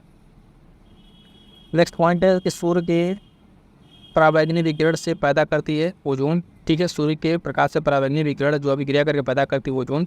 समताप मंडल में ओजोन के स्तर को प्राकृतिक रूप से विनियमित किया जाता है नाइट्रोजन डाइऑक्साइड द्वारा। किसके द्वारा? नाइट्रोजन डाइऑक्साइड द्वारा इसको बैलेंस किया जाता है। पॉइंट इंपॉर्टेंट हो जाता है। तिब्बत पठार के ऊपर 2005 में ओजोन आभा मंडल का पता लगाया गया ओजोन हैलो का, तो किसके द्वारा? GW केंट मूर के द्वारा। नाम थोड़ा सा इंग्लिश नाम है, ध्यान रखिएगा इसको भी। वायुमंडल में उपस्थित ओजोन द्वारा अवशोषित किया जाता है पराबैंगनी किरणों को। ठीक है, ठीक है। तो क्या करता है ये? वायुमंडल में उपस्थित ओजोन किसको अवशोषित करता है? तो पराबैंगनी विकिरण को अवशोषित करता है। अगला पॉइंट है ओजोन परत के क्षय का कारण क्या है? तो क्लोरोफ्लोरोकार्बन। ये क्या करता है? सबसे ज़्यादा नुकसान पहुंचाता है किसको? ओजोन को सबसे ज़्यादा नुकसान पहुंचाता है। सर्वप्रथम अंटार्कटिका के ऊपर ओजोन छिद्र का पता लगाया था, तो ब्रिटिश टीम ने इसको पता लगाया था। औद्योगिक उत्पादन में ओजोन क्षरण करने वाली गैस उत्सर्जित नहीं होती है। ठीक है, आधुनिक रेफ्रिजरेटर से। किससे? आधुनिक रेफ्रिजरेटर से चीज़ नहीं होती है। ओजोन परत की क्षीणता के लिए उत्तरदायी नहीं है, तो विलायक के रूप में प्रयुक्त मेथिल क्लोरोफॉर्म। ठीक है, मेथिल क्लोरोफॉर्म इंपॉर्टेंट है, यहाँ पे ध्यान दीजिएगा। कह रहा है कि ये विलायक के रूप में प्रयुक्त जो है ये क्या करता है? उसके लिए उत्तरदायी नहीं है ओजोन परत की क्षीणता के लिए। ओजोन सीमा से जो सूर्य विकिरण अवशोषण करता है वह सीमा है, तो 240 से 280 नैनोमीटर की ये सीमा है। इसके बीच में क्या करता है? ओजोन सूर्य विकिरण को अवशोषित करता है। अगला पॉइंट है कि ध्रुवों के ऊपर ओजोन छिद्र का अधिकतम मान कितना होता है? तो अक्टूबर से नवंबर के मध्य जो इनका अधिकतम मान होता है। तो ये कंप्लीट क्लियर हो गया आपका किससे? ओजोन से रिलेटेड सारे पॉइंट डिस्कस कर लिए हैं। अब हम लोग आते हैं किससे? वन्य जीव एवं इसका संरक्षण और इसके कंजर्वेशन वाले पॉइंट्स पे चैप्टर नंबर 10 में जो हम लोग डिस्कस करेंगे। देखिए वन्य जीव संरक्षण और इसके बाकी सारे जो इतने इंपॉर्टेंट पॉइंट है सब डिस्कस करेंगे। पहला ही पॉइंट पूछ रखा है यहाँ पे कि वन संरक्षण रिपोर्ट 2021 के अनुसार भारत में सर्वाधिक वृद्धि किस में दर्ज की गई थी? तो आंध्र प्रदेश में दर्ज की गई थी। मोस्ट इंपॉर्टेंट लगा लीजिएगा, जब तक अगला रिपोर्ट नहीं आता है ये प्रश्न आपसे रिपीट करके पूछा जाएगा कि वन संरक्षण रिपोर्ट 21 के अनुसार सर्वाधिक वृद्धि कहाँ दर्ज की गई थी? तो आंध्र प्रदेश 647 किलोमीटर इसमें तो स्क्वायर किलोमीटर इसमें वृद्धि देखी गई थी। क्लियर है? अगला पॉइंट है कि वह मैंग्रोव क्षेत्र जो गोदावरी नदी डेल्टा पर स्थित है, तो कोरिंगा इंपॉर्टेंट है। कोरिंगा मैंग्रोव क्षेत्र कहाँ पर है? तो ये देखेंगे गोदावरी नदी क्षेत्र पे स्थित है, तो इसलिए इंपॉर्टेंट हो जाता है, ध्यान रखिएगा। अगला पॉइंट है वो रामसर आर्द्रभूमि स्थल जो भारत के किसी राज्य में स्थित है। पॉइंट है कैलीमेरे वन्यजीव और पक्षी अभ्यारण्य कहाँ पर है? जो भारत के किसी राज्य में स्थित है, कहाँ पर? तो पॉइंट कैलीमेरे वन्यजीव पक्षी अभ्यारण्य। संयुक्त राष्ट्र मिशन द्वारा जल विकास रिपोर्ट 2021 का मुख्य शीर्षक क्या था? तो वैल्यूइंग वाटर। क्या था? वैल्यूइंग वाटर के बारे में यहाँ पे बताया गया था। अगला पॉइंट है कि भारत सरकार द्वारा राष्ट्रीय वनीकरण एवं पारिस्थितिकी विकास बोर्ड की स्थापना की गई, तो 1992 ईस्वी में। कब? 1992 ईस्वी में की गई थी। अगला पॉइंट देखिएगा, इंपॉर्टेंट है, मोस्ट इंपॉर्टेंट लगा इसको। हांगुल हिरण पाया जाता है कहाँ पे? जम्मू एंड कश्मीर में पाया जाता है, तो बहुत इंपॉर्टेंट है। हांगुल हिरण स्पेशली फेमस है कहाँ से? जम्मू एंड कश्मीर से। रेगिस्तान में आवास करने वाले जानवर कहलाते हैं, तो मरुद्दिम जानवर। ठीक है, मरुद्दिम जो वहाँ पे पाए जाते हैं कहाँ पे? रेगिस्तान में। अगला पॉइंट है, कह रहा है कि राष्ट्रीय उद्यानों में अनुवांशिकी विविधता जो है रख रखाव किया जाता है किस तरीके से? इन सीटू संरक्षण द्वारा। एक संरक्षण इन सीटू होता है, एक सीटू होता है। इन सीटू जहाँ पे खुद का वहाँ पर जो उनका प्राकृतिक आवास है वहाँ पर, और एक सीटू दूसरी जगह पर लाके इन लोगों को किया जाता है। अगला पॉइंट कि वन ह्रास का मुख्य कारण क्या है? तो कृषि विकास है, इसकी वजह से क्या हो रहा है? वनों का ह्रास हो रहा है। भारत में वन संरक्षण अधिनियम पारित किया गया था 1980 में। इस तरह के जितने भी अधिनियम हैं, इंपॉर्टेंट डेट्स हैं, चाहे टाइगर रिजर्व परियोजनाएं, उन सबकी एक PDF बनाकर हमने टेलीग्राम पे शेयर कर दिया अलग से। जो शॉर्ट नोट्स रैपिड फायर चल रहा है बूस्टर सीरीज, उसमें आपको मिल जाएगा, तो वहाँ से चीज कंप्लीट कर लीजिएगा। वहाँ पर हमने सारे डेट आपको एक साथ बताए हुए हैं। तो वन संरक्षण अधिनियम कब? 1980। ठीक है। मृदा क्षरण को रोका जा सकता है वनोपरोपण से। ठीक है, मृदा क्षरण को कैसे रोक सकते हैं? ज़्यादा वन लगाकर रोक सकते हैं। पारिस्थितिक संतुलन बनाए रखने में मदद नहीं करता है, तो वनों का काटना कैसे प्राकृतिक संतुलन में मदद करेगा? इसी की वजह से तो सारा प्राकृतिक संतुलन बिगड़ रहा है इस टाइम। अगला पॉइंट देखेंगे, सिंपल सा डेटा देखिएगा। अंतर्राष्ट्रीय टाइगर दिवस मनाया जाता है 29 जुलाई को। और भारत का वन्य जीव संस्थान कहाँ स्थित है? तो देहरादून में ये स्थित है। वन्य जीव दिवस मनाया जाता है 3 मार्च को। देखिए इंपॉर्टेंट डेट है, तीनों के तीनों बहुत ही महत्वपूर्ण है, अल्टरनेट करके पूछा जाता है। संरक्षित जो कच्छ वनस्पति क्षेत्र है कहाँ पर है? तो गोवा में। ठीक है। उसके बाद से एक पॉइंट है कि नेपाल और भारत वन्यजीव संरक्षण प्रयासों से सेव नामक एक संगठन प्रारंभ किया गया है। इसका उद्देश्य क्या है? गिद्धों का संरक्षण करना। ठीक है, गिद्धों का संरक्षण के लिए सेव नामक ठीक है, एक क्या चलाया गया है, एक नया संगठन प्रारंभ किया गया है। वृक्षारोपण में विशिष्टता रखता है तो वालपराई नगर, ठीक है, ये पॉइंट ध्यान दीजिएगा। बहुउद्देशीय वाले वृक्षों के रोपण को प्रोत्साहित किया जाता है सामाजिक वानिकी में। सामाजिक वानिकी ही ये है जहाँ पे आपको देखें यूपी स्पेशल में भी हम आपको बता रहे थे कि जब 19 आप देखेंगे 8990 करीब में जब इसको सामाजिक वानिकी उत्तर प्रदेश में लॉन्च किया गया था तो वहाँ पे लाया गया था यूकलिप्टिस का पौधा। किसका? यूकलिप्टिस का पौधा। वो यहाँ पे पर्यावरण के लिए आतंकवादी सिद्ध हुआ। इतना ज़्यादा प्रदूषण कर रहा है, डिस्टर्ब कर रहा है पर्यावरण को, तो अब उसको हटाना मुश्किल होता जा रहा है। अगला है कि ड्रग जो गिद्धों को समष्टि ह्रास के लिए आप देखेंगे उत्तरदायी है तो डिक्लोफिनोन सोडियम, ठीक है, क्या है जो गिद्धों को विलुप्तिकरण के लिए बहुत ही ज़्यादा इम्पैक्ट कर रहा है, ये डिक्लोफिनोन सोडियम। विश्व के वन्य जीव जो भारत में पाए जाते हैं तो 5% हैं ऐसे हैं जो कहाँ पाए जाते हैं, भारत में आपके पाए जाते हैं। अगला पॉइंट है कि वह राज्य जहाँ की जनजातियाँ महिलाओं ने पेड़ काटने वाले के खिलाफ सामाजिक बहिष्कार की घोषणा कर दी तो हिमाचल प्रदेश, ठीक है, इंपॉर्टेंट है, ध्यान रखिएगा। वनों की कटाई पर प्रतिबंध लगाने वाला विश्व का प्रथम देश कौन है? तो नॉर्वे। नॉर्वे विश्व का प्रथम देश है जिसने क्या किया, वनों की कटाई पर रोक लगा दी है। भारत सरकार द्वारा बाघ परियोजना शुरू की गई थी तो 1973 में। फिर से मैं कह रहा हूँ इन तारों की जितनी भी डेट्स हैं इंपॉर्टेंट है, आप इस चैनल के माध्यम से जुड़ के अपनी तैयारी को एकदम से मजबूत कर सकते हैं। बहुत बेहतर स्थिति में हो जाएगी आपकी तैयारी, खासकर इसके यूपीपीसीएस आर प्रीलिम्स के लिए, क्योंकि ये सारे पॉइंट्स आपको टू द पॉइंट एग्जाम से ओरिएंट जो है वो सारी चीज़ें आपको यहाँ पे कराई जा रही हैं। इस तरह के भी डेट जितने हैं 1973 से लेकर हाथी परियोजना है ना, गेंडा परियोजना, सारे के सारे डेट आपको हमने टेलीग्राम पर प्रोवाइड करा दिया, तो वहाँ जाकर देख लीजिएगा। बाघ परियोजना 1973 इंपॉर्टेंट है। अगला है द ग्रेट इंडियन बस्टर्ड जो एक विलुप्त पक्षी है की प्रजाति है, आजकल भारत में पाया जाता है कहाँ पे? तो राजस्थान में। कहाँ पे? राजस्थान में ये पाया जाता है। क्लियर है? यहाँ से देखेंगे जो 11 नंबर का चैप्टर है बहुत इंपॉर्टेंट अब यहाँ शुरू हो रहा है, अभ्यारण्य और जैव मंडल। ये सबसे बड़ा इन्वायरमेंट का चैप्टर है और इसी में सारे आपको देखेंगे जो पार्क वगैरह मिल जाएंगे, पार्क हो गया है ना, बाकी जो भी सेंचुरीज वगैरह हो गई, ये सब आपको रिजर्व वगैरह सब इससे मिलेंगे। तो ये बहुत ही इंपॉर्टेंट सेक्शन है, यहाँ से प्रश्न बनते ही बनते हैं। पहला पूछा गया यहाँ पे कि नल सरोवर पक्षी अभ्यारण्य कहाँ स्थित है? तो साथियों स्थित है गुजरात में। कहाँ पे? गुजरात में। नल सरोवर पक्षी अभ्यारण्य, ठीक है, कहाँ पर है? गुजरात में। इसमें देखिए कौन कौन से प्रश्न आएंगे, टाइगर रिजर्व, हाथी रिजर्व है ना, पक्षी अभ्यारण्य, ये सब सारी चीज़ में आ जाएंगे। ग्रेट इंडियन बस्टर्ड जो है सोन चिड़ैया, कृत्रिम प्रजनन के लिए स्थापित किया गया संरक्षण प्रजनन केंद्र कहाँ स्थित है? तो जैसलमेर में। कहाँ पे? जैसलमेर में इसको स्थापित किया गया है जो ग्रेट इंडियन बस्टर्ड के लिए, ये यहाँ पे कृत्रिम जो है तौर पे बनाया गया है। अगला पॉइंट है साथियों कि हरियाणा के यमुनानगर जिले में, ठीक है, हरियाणा के यमुनानगर जिले में कौन सा पार्क है? तो कालेसर नेशनल पार्क है। कितनी बार ये जो है मैच द फॉलोइंग में करके पूछा है, ऑप्शन दिया रहता है कि कालेसर नेशनल पार्क जो है कहाँ पर है, तो सीधे सीधे आप हरियाणा बता सकते हैं कि कालेसर नेशनल पार्क कहाँ पर है, हरियाणा में। अगला पॉइंट है कि जैव विविधता से भरपूर ग्रेट हिमालयन राष्ट्रीय उद्यान, ठीक है, ग्रेट हिमालयन राष्ट्रीय उद्यान कहाँ है? तो हिमाचल प्रदेश में। ये शॉर्ट नोट जब हम करा रहे थे आपको, तो इस तरह के सारे इंपॉर्टेंट पॉइंट्स उस शॉर्ट नोट के बूस्टर सीरीज में आपको देखने को मिल जाएगा, वहाँ पर सारी चीज़ें कवर अप है, ठीक है। अगला पॉइंट है कि सुमेलित करना है। यहाँ पे देखिए तो दिया हुआ एक तरफ वन्य जीव अभ्यारण्य और एक तरफ राज्य दिया हुआ है, ठीक है, सुमेलित करना है, ये ऑलरेडी सुमेलित है। नोकरेक कहाँ मिलेगा आपको? मेघालय में मिलेगा। मानस कहाँ है? तो असम में। अगस्त्य मलाई नाम से लग रहा साउथ होगा तो केरल, ठीक है, और देबांग अरुणाचल प्रदेश। ये चारों बहुत ही इंपॉर्टेंट है चूँकि PYQ में पूछे गए हैं, तो फर्दर जब भी यहाँ से क्वेश्चन बनेंगे तो कोई एक दो लेके यहाँ से ऑप्शन क्या कर सकता है, क्वेश्चन फ्रेम कर सकता है। तो चारों के चारों आपको अच्छे से तैयार होने चाहिए।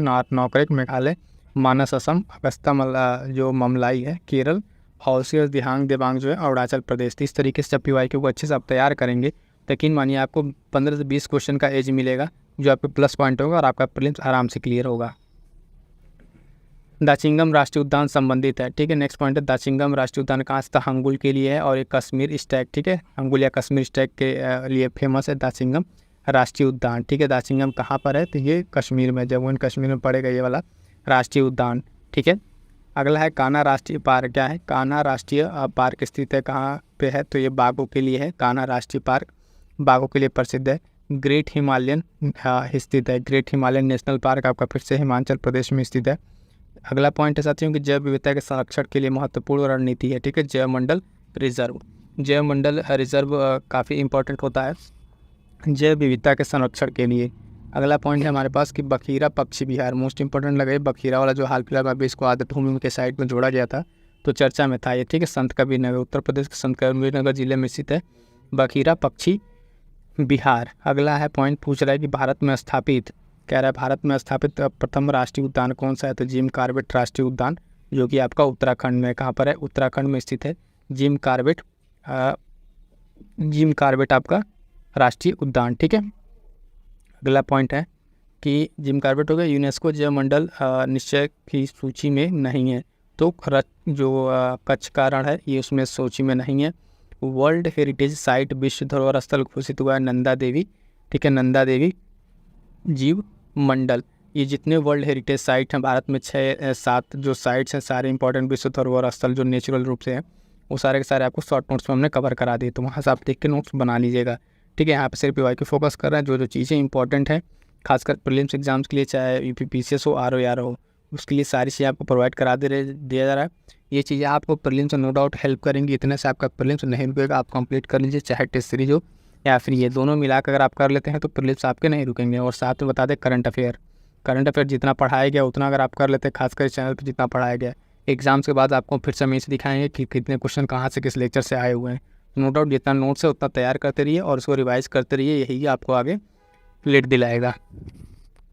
अगला पॉइंट है, यूनेस्को ने जुलाई 2016 में भारत के जिस राष्ट्रीय उद्यान को विश्व धरोहर स्थल घोषित किया था वह कौन सा है, तो कंचनजंगा। ठीक है, कंचनजंगा राष्ट्रीय उद्यान, ये उस समय करंट अफेयर क्वेश्चन रहा होगा तो पूछ लिया गया। जुलाई 2016 से यूनेस्को भारत विश्व धरोहर स्थल में सूचित किए गए 35 थे उस टाइम, और वर्तमान में कितने हो गए, 42। वर्तमान में कितने हो गए, 42 हो गए हैं, और उस टाइम कितने थे, तो उस टाइम अगर हम देखेंगे तो कितने थे, आपके 42 थे। क्लियर है। नेक्स्ट पॉइंट है कि यूनेस्को द्वारा प्रमाणित क्षेत्रफल की दृष्टि से भारत का सबसे बड़ा जो जैव मंडल है कौन सा है, मन्नार की खाड़ी। मोस्ट इंपॉर्टेंट लगाइए मन्नार की खाड़ी वाला, वहाँ पर आपको देखिए ये बहुत इंपॉर्टेंट जैव मंडल है, एक तो सबसे बड़ा भी है और वहाँ पे रिच बायोडाइवर्सिटी पाई जाती है मन्नार की खाड़ी वाले में। अगला पॉइंट है भारत का 16वां जैव मंडल आरक्षित क्षेत्र जो है शीत मरुस्थल। ठीक है, कोल्ड डेजर्ट कहाँ स्थित है, हिमाचल प्रदेश में स्थित है।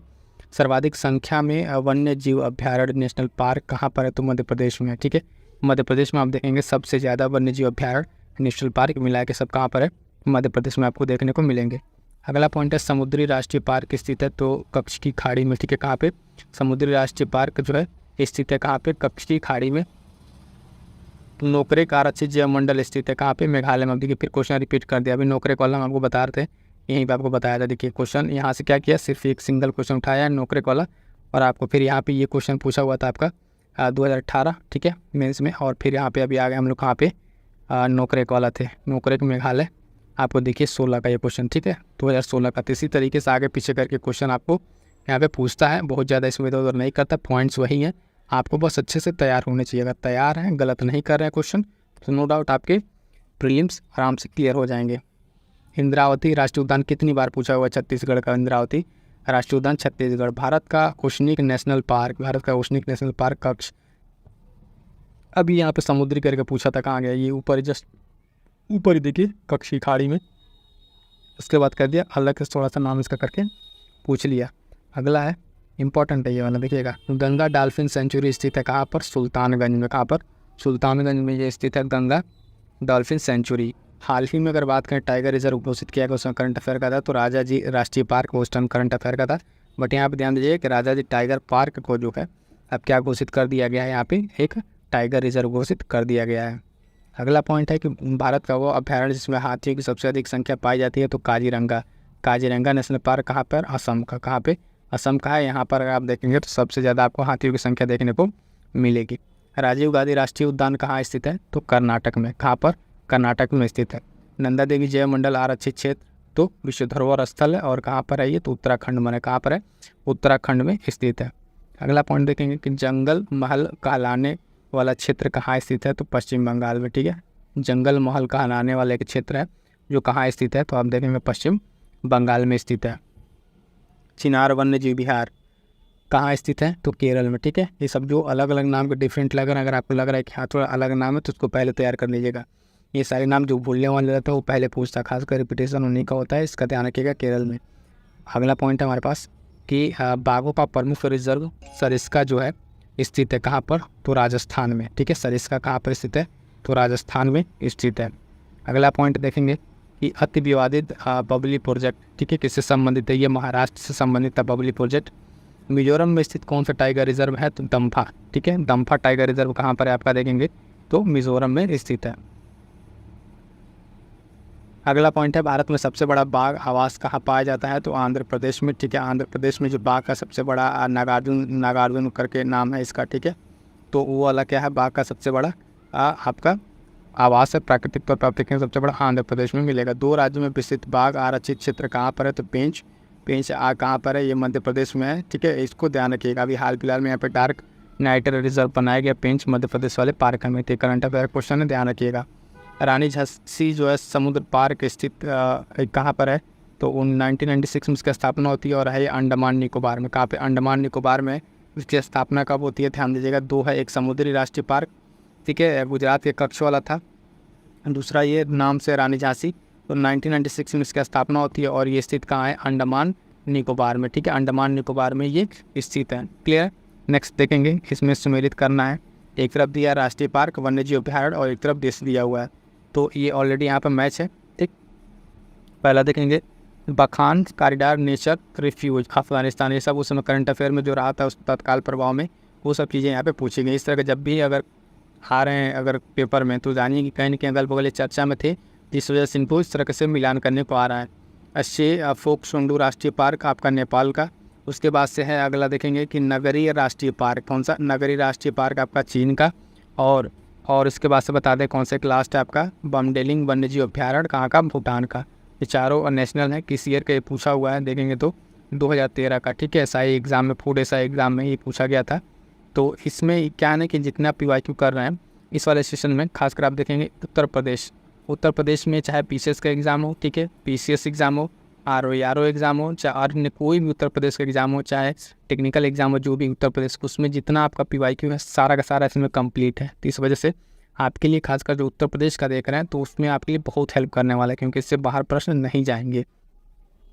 अगला है फिर से सम्मिलित करने वाला जैव मंडल भंडार और स्थिति, तो नोकरेक फिर से देखिए असम, ये मेघालय वाला फिर से आ गया, मानस आपका आ गया असम, ठीक। दिबांग अरुणाचल प्रदेश और अगस्ता मलाई फिर से केरल। तो क्या है, ये किसी और एग्जाम में पूछा हुआ था, फिर उसे उठाकर दूसरे एग्जाम में कट पेस्ट कर दिया। तो ये लोग ये पेपर जब बन रहा है तो बहुत हद तक क्या हो रहा है, एक दूसरे पेपर को देख के उसमें जो क्वेश्चन बने रहे हैं उसी को थोड़ा सा इधर उधर करके लोग पूछ ले रहे हैं। अगला देखेंगे, बहुत इंपॉर्टेंट है, कितनी बार ये पूछा गया है, ध्यान दीजिएगा। कह रहा है कि पेरियार वन्यजीव अभ्यारण्य कहाँ स्थित है, तो केरल में, ठीक है। पेरियार वन्यजीव अभ्यारण्य कहाँ स्थित है, तो ये स्थित आप देखेंगे केरल में।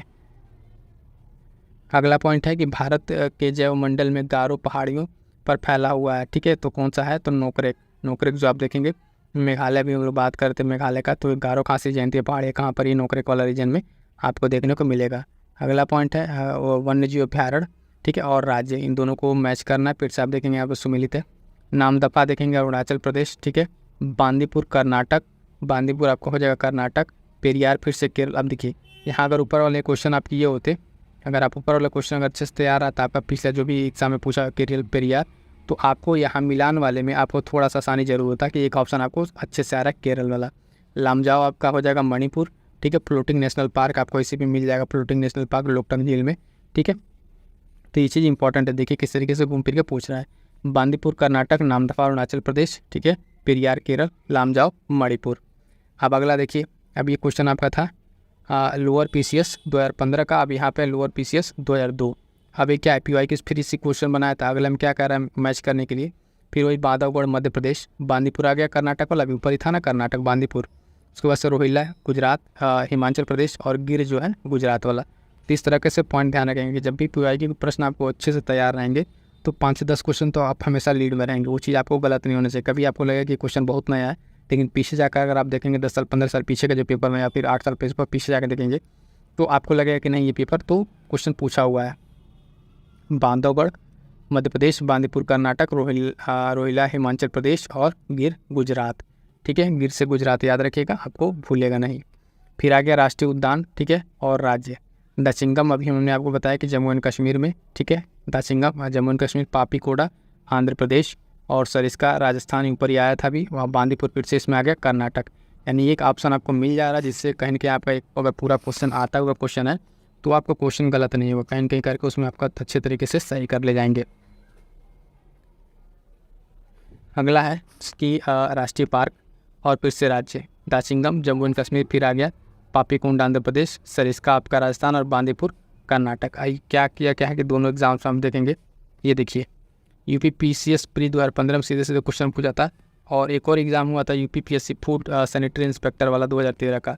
तो क्या हुआ, या तो 2013 से आप देखेंगे सीधे से 2015 वाला में क्या क्या सेम एज इट इज, दोनों क्वेश्चन आपको वहीं से कट पेस्ट करके मिल गया है।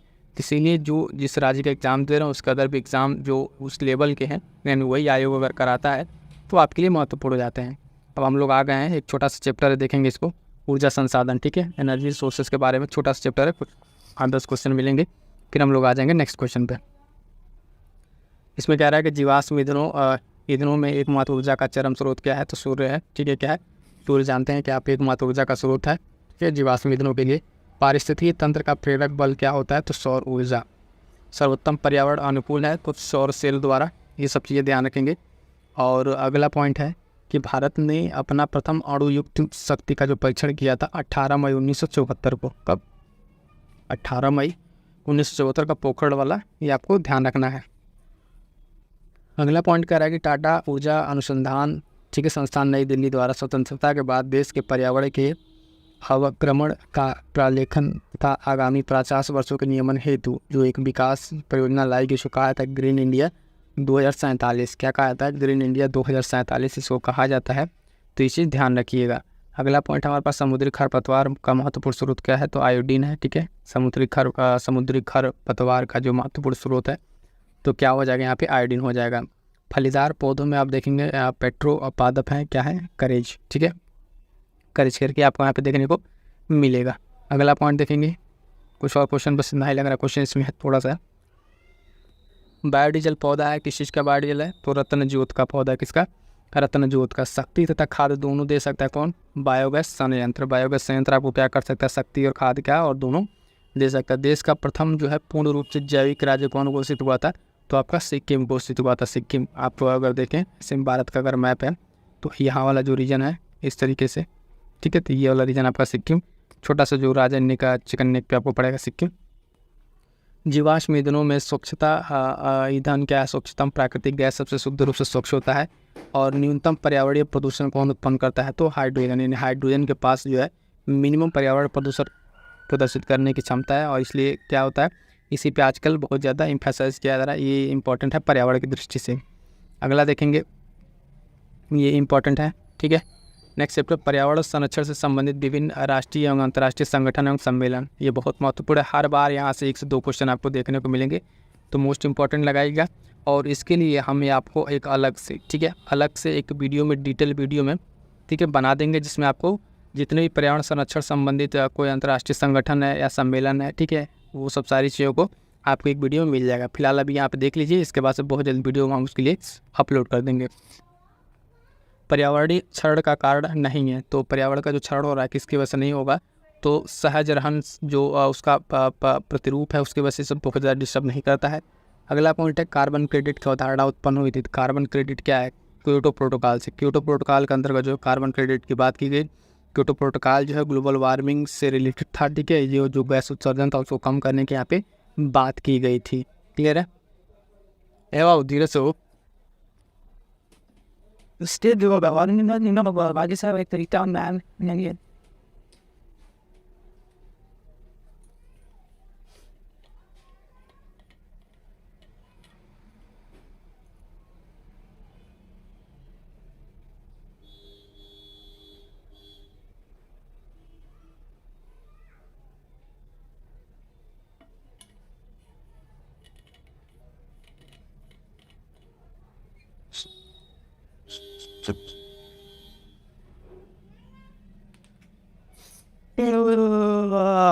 Like one more right now.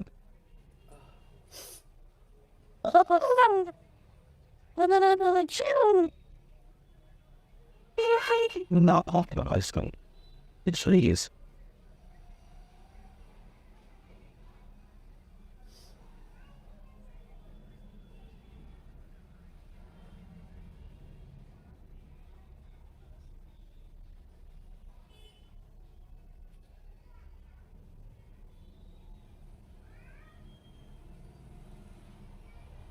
No.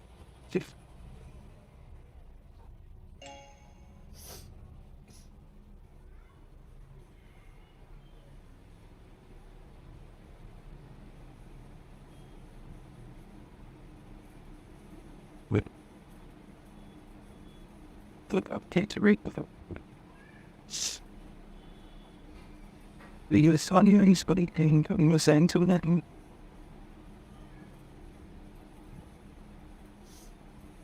Because my great citizens and that's the listen hot go funding. Well, but some to start in the time about really good feeling like and needing like us isn't this should be.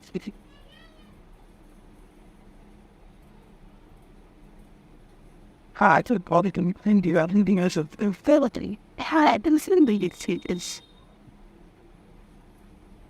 including it in case what this is the bullet and body I think it would do it.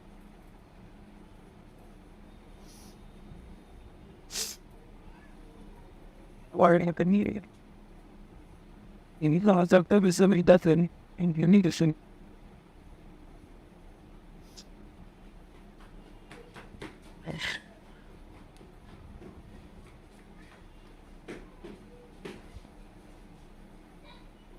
The roof and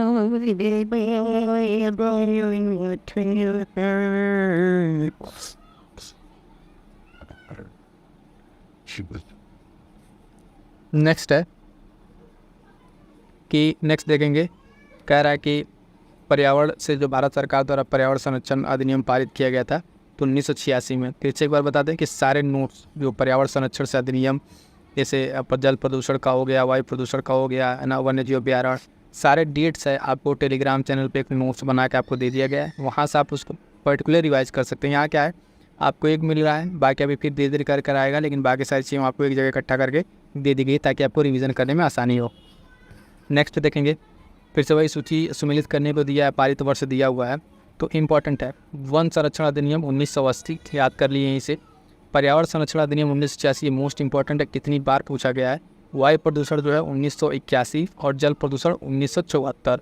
ठीक है, ऊपर का दो ये बहुत most important है, 80 और 86 वाला। एक वन संरक्षण है, एक पर्यावरण संरक्षण है।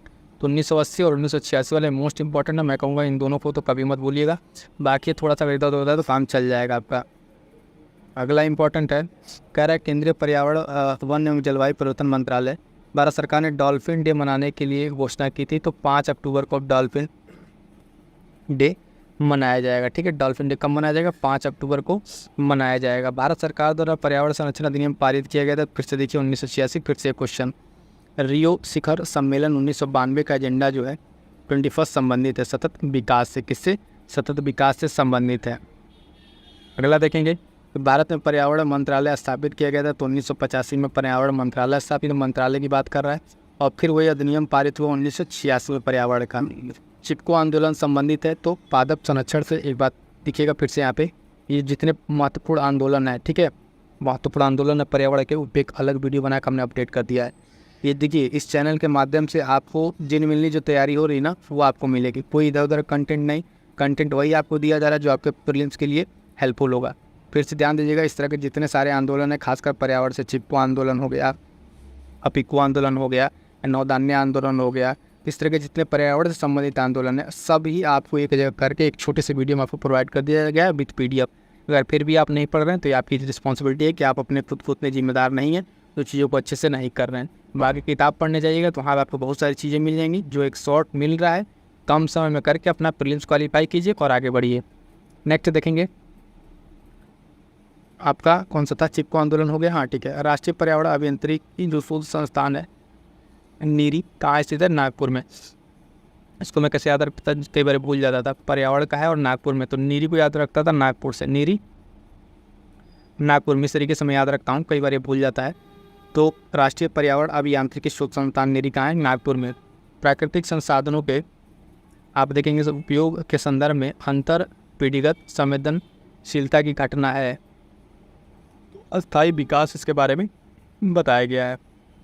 अगला है, Indian institute of ecology and environment स्थित है कहाँ पर, तो नई दिल्ली में Indian institute of ecology and environment. भारतीय वनस्पति शोध संस्थान लखनऊ में, ये आपको जो है यूपी स्पेशल में देखने को मिलेगा। फिर जो चीज़ें आप देखेंगे उत्तर प्रदेश में स्थित हैं वो आपको यहाँ पे देखने को मिलेंगी। भारतीय वनस्पति शोध संस्थान कहाँ स्थित है, तो देखेंगे लखनऊ में। भारत का वन्य जीव संस्थान कहाँ है? तो देहरादून में स्थित है। और उत्तर प्रदेश में वन महोत्सव सप्ताह कब मनाया जाता है? तो 1 जुलाई से 7 जुलाई। अब देखिएगा थोड़ा सा ट्रेंड बदला हुआ है, ज़्यादातर डेट न पूछ के सप्ताह पूछा जा रहा है। जैसे वन महोत्सव सप्ताह हो गया, पोषण सप्ताह हो गया, है ना, सौर ऊर्जा सप्ताह हो गया, इस तरह के डिफरेंट तरीके से पूछा जा रहा है। तो सप्ताह भी अगर ध्यान रखिएगा, जैसे 1 जुलाई से 7 जुलाई उत्तर प्रदेश में वन सप्ताह मनाया जाता है। अब हम लोग आ गए हैं अगला जल संरक्षण पे। ये 14 नंबर चैप्टर, ठीक है, वाटर कंजर्वेशन। देखेंगे इसमें आर्द्र भूमि दिया हुआ है और राज्य दिया हुआ है, ठीक है। तो टम्बाओ कहाँ है? सिक्किम में। ओराडी जो आर्द्र भूमि है कहाँ पे है? महाराष्ट्र में है। अंसुपा जो है उड़ीसा में है। और यारलपट कहाँ है? मणिपुर में। ये जो इस तरह की आर्द्र भूमियाँ होती हैं, ये जो है करंट अफेयर से रिलेटेड होती हैं, जो करंट अफेयर में चर्चा में रहती हैं वो पूछी जाती हैं।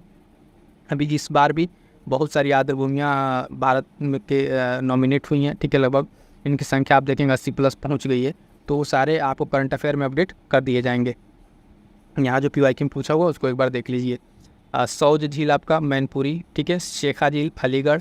बखीरा झील संत कबीर नगर, बताया ना, संत कबीर नगर वाला बखीरा झील आपको जो ऊपर क्वेश्चन आया था बखीरा झील का, तभी बताया था कि आर्द्र भूमि में सम्मिलित है। सरसई झील इटावा, ठीक है। तो ये सब कहाँ को होगा? यहाँ को होगा, इंपॉर्टेंट है।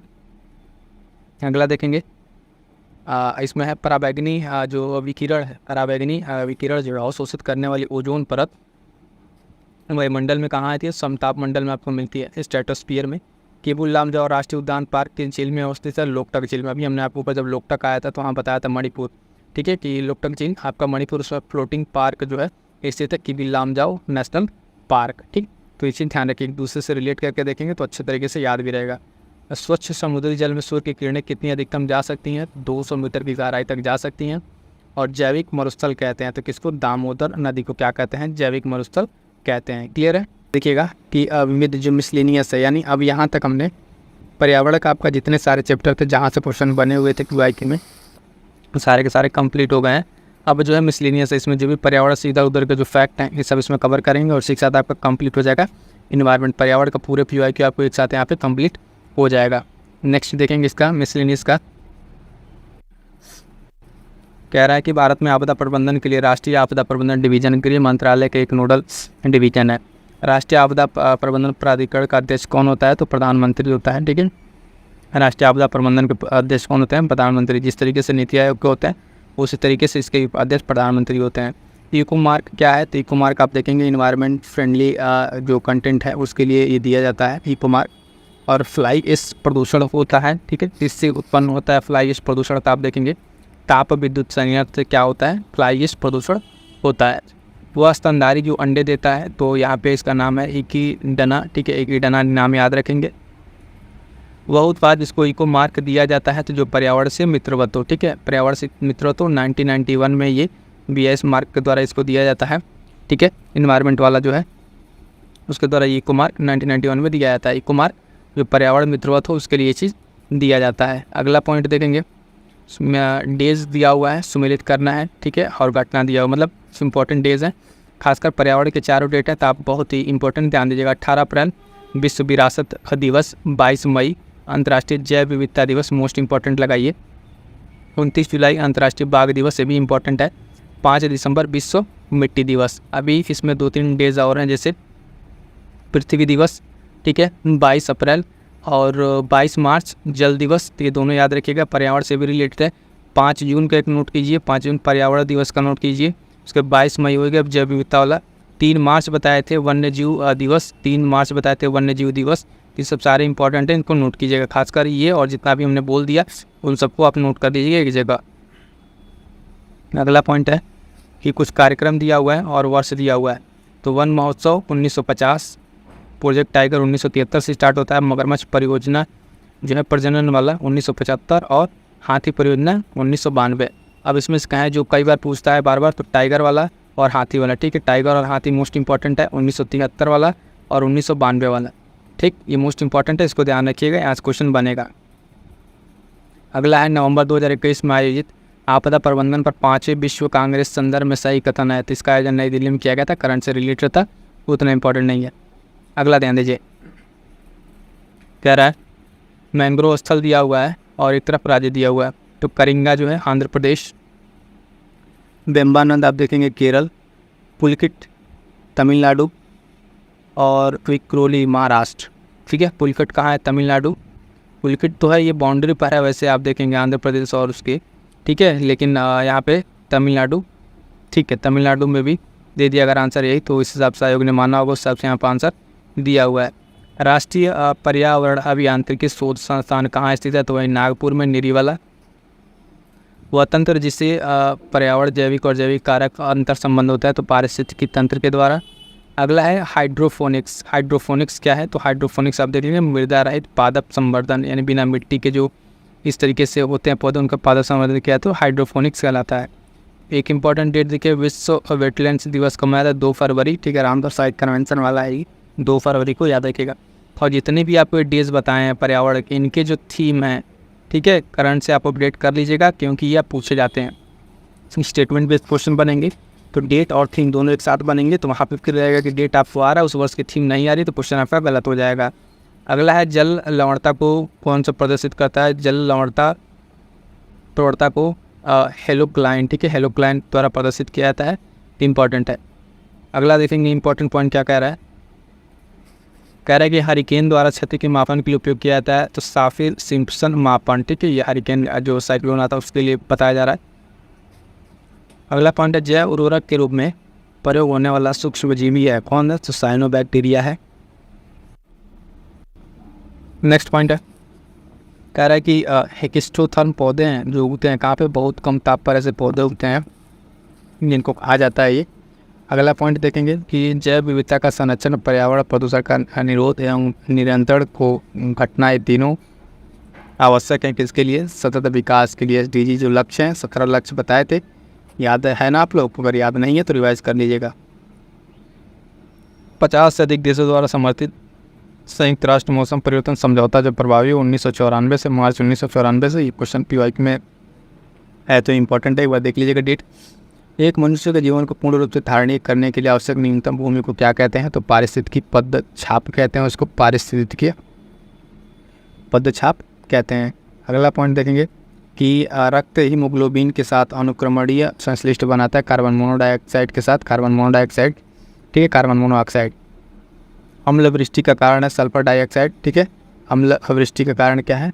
Sulphur dioxide. 2016 में घोषित जो संपोषणी विकास लक्ष्य सूचकांक में भारत का स्थान क्या था? करंट का था उस समय 112 है, वर्तमान छोड़ दीजिए, क्योंकि वर्तमान में जो आप देखेंगे करंट से अपडेट करना पड़ेगा।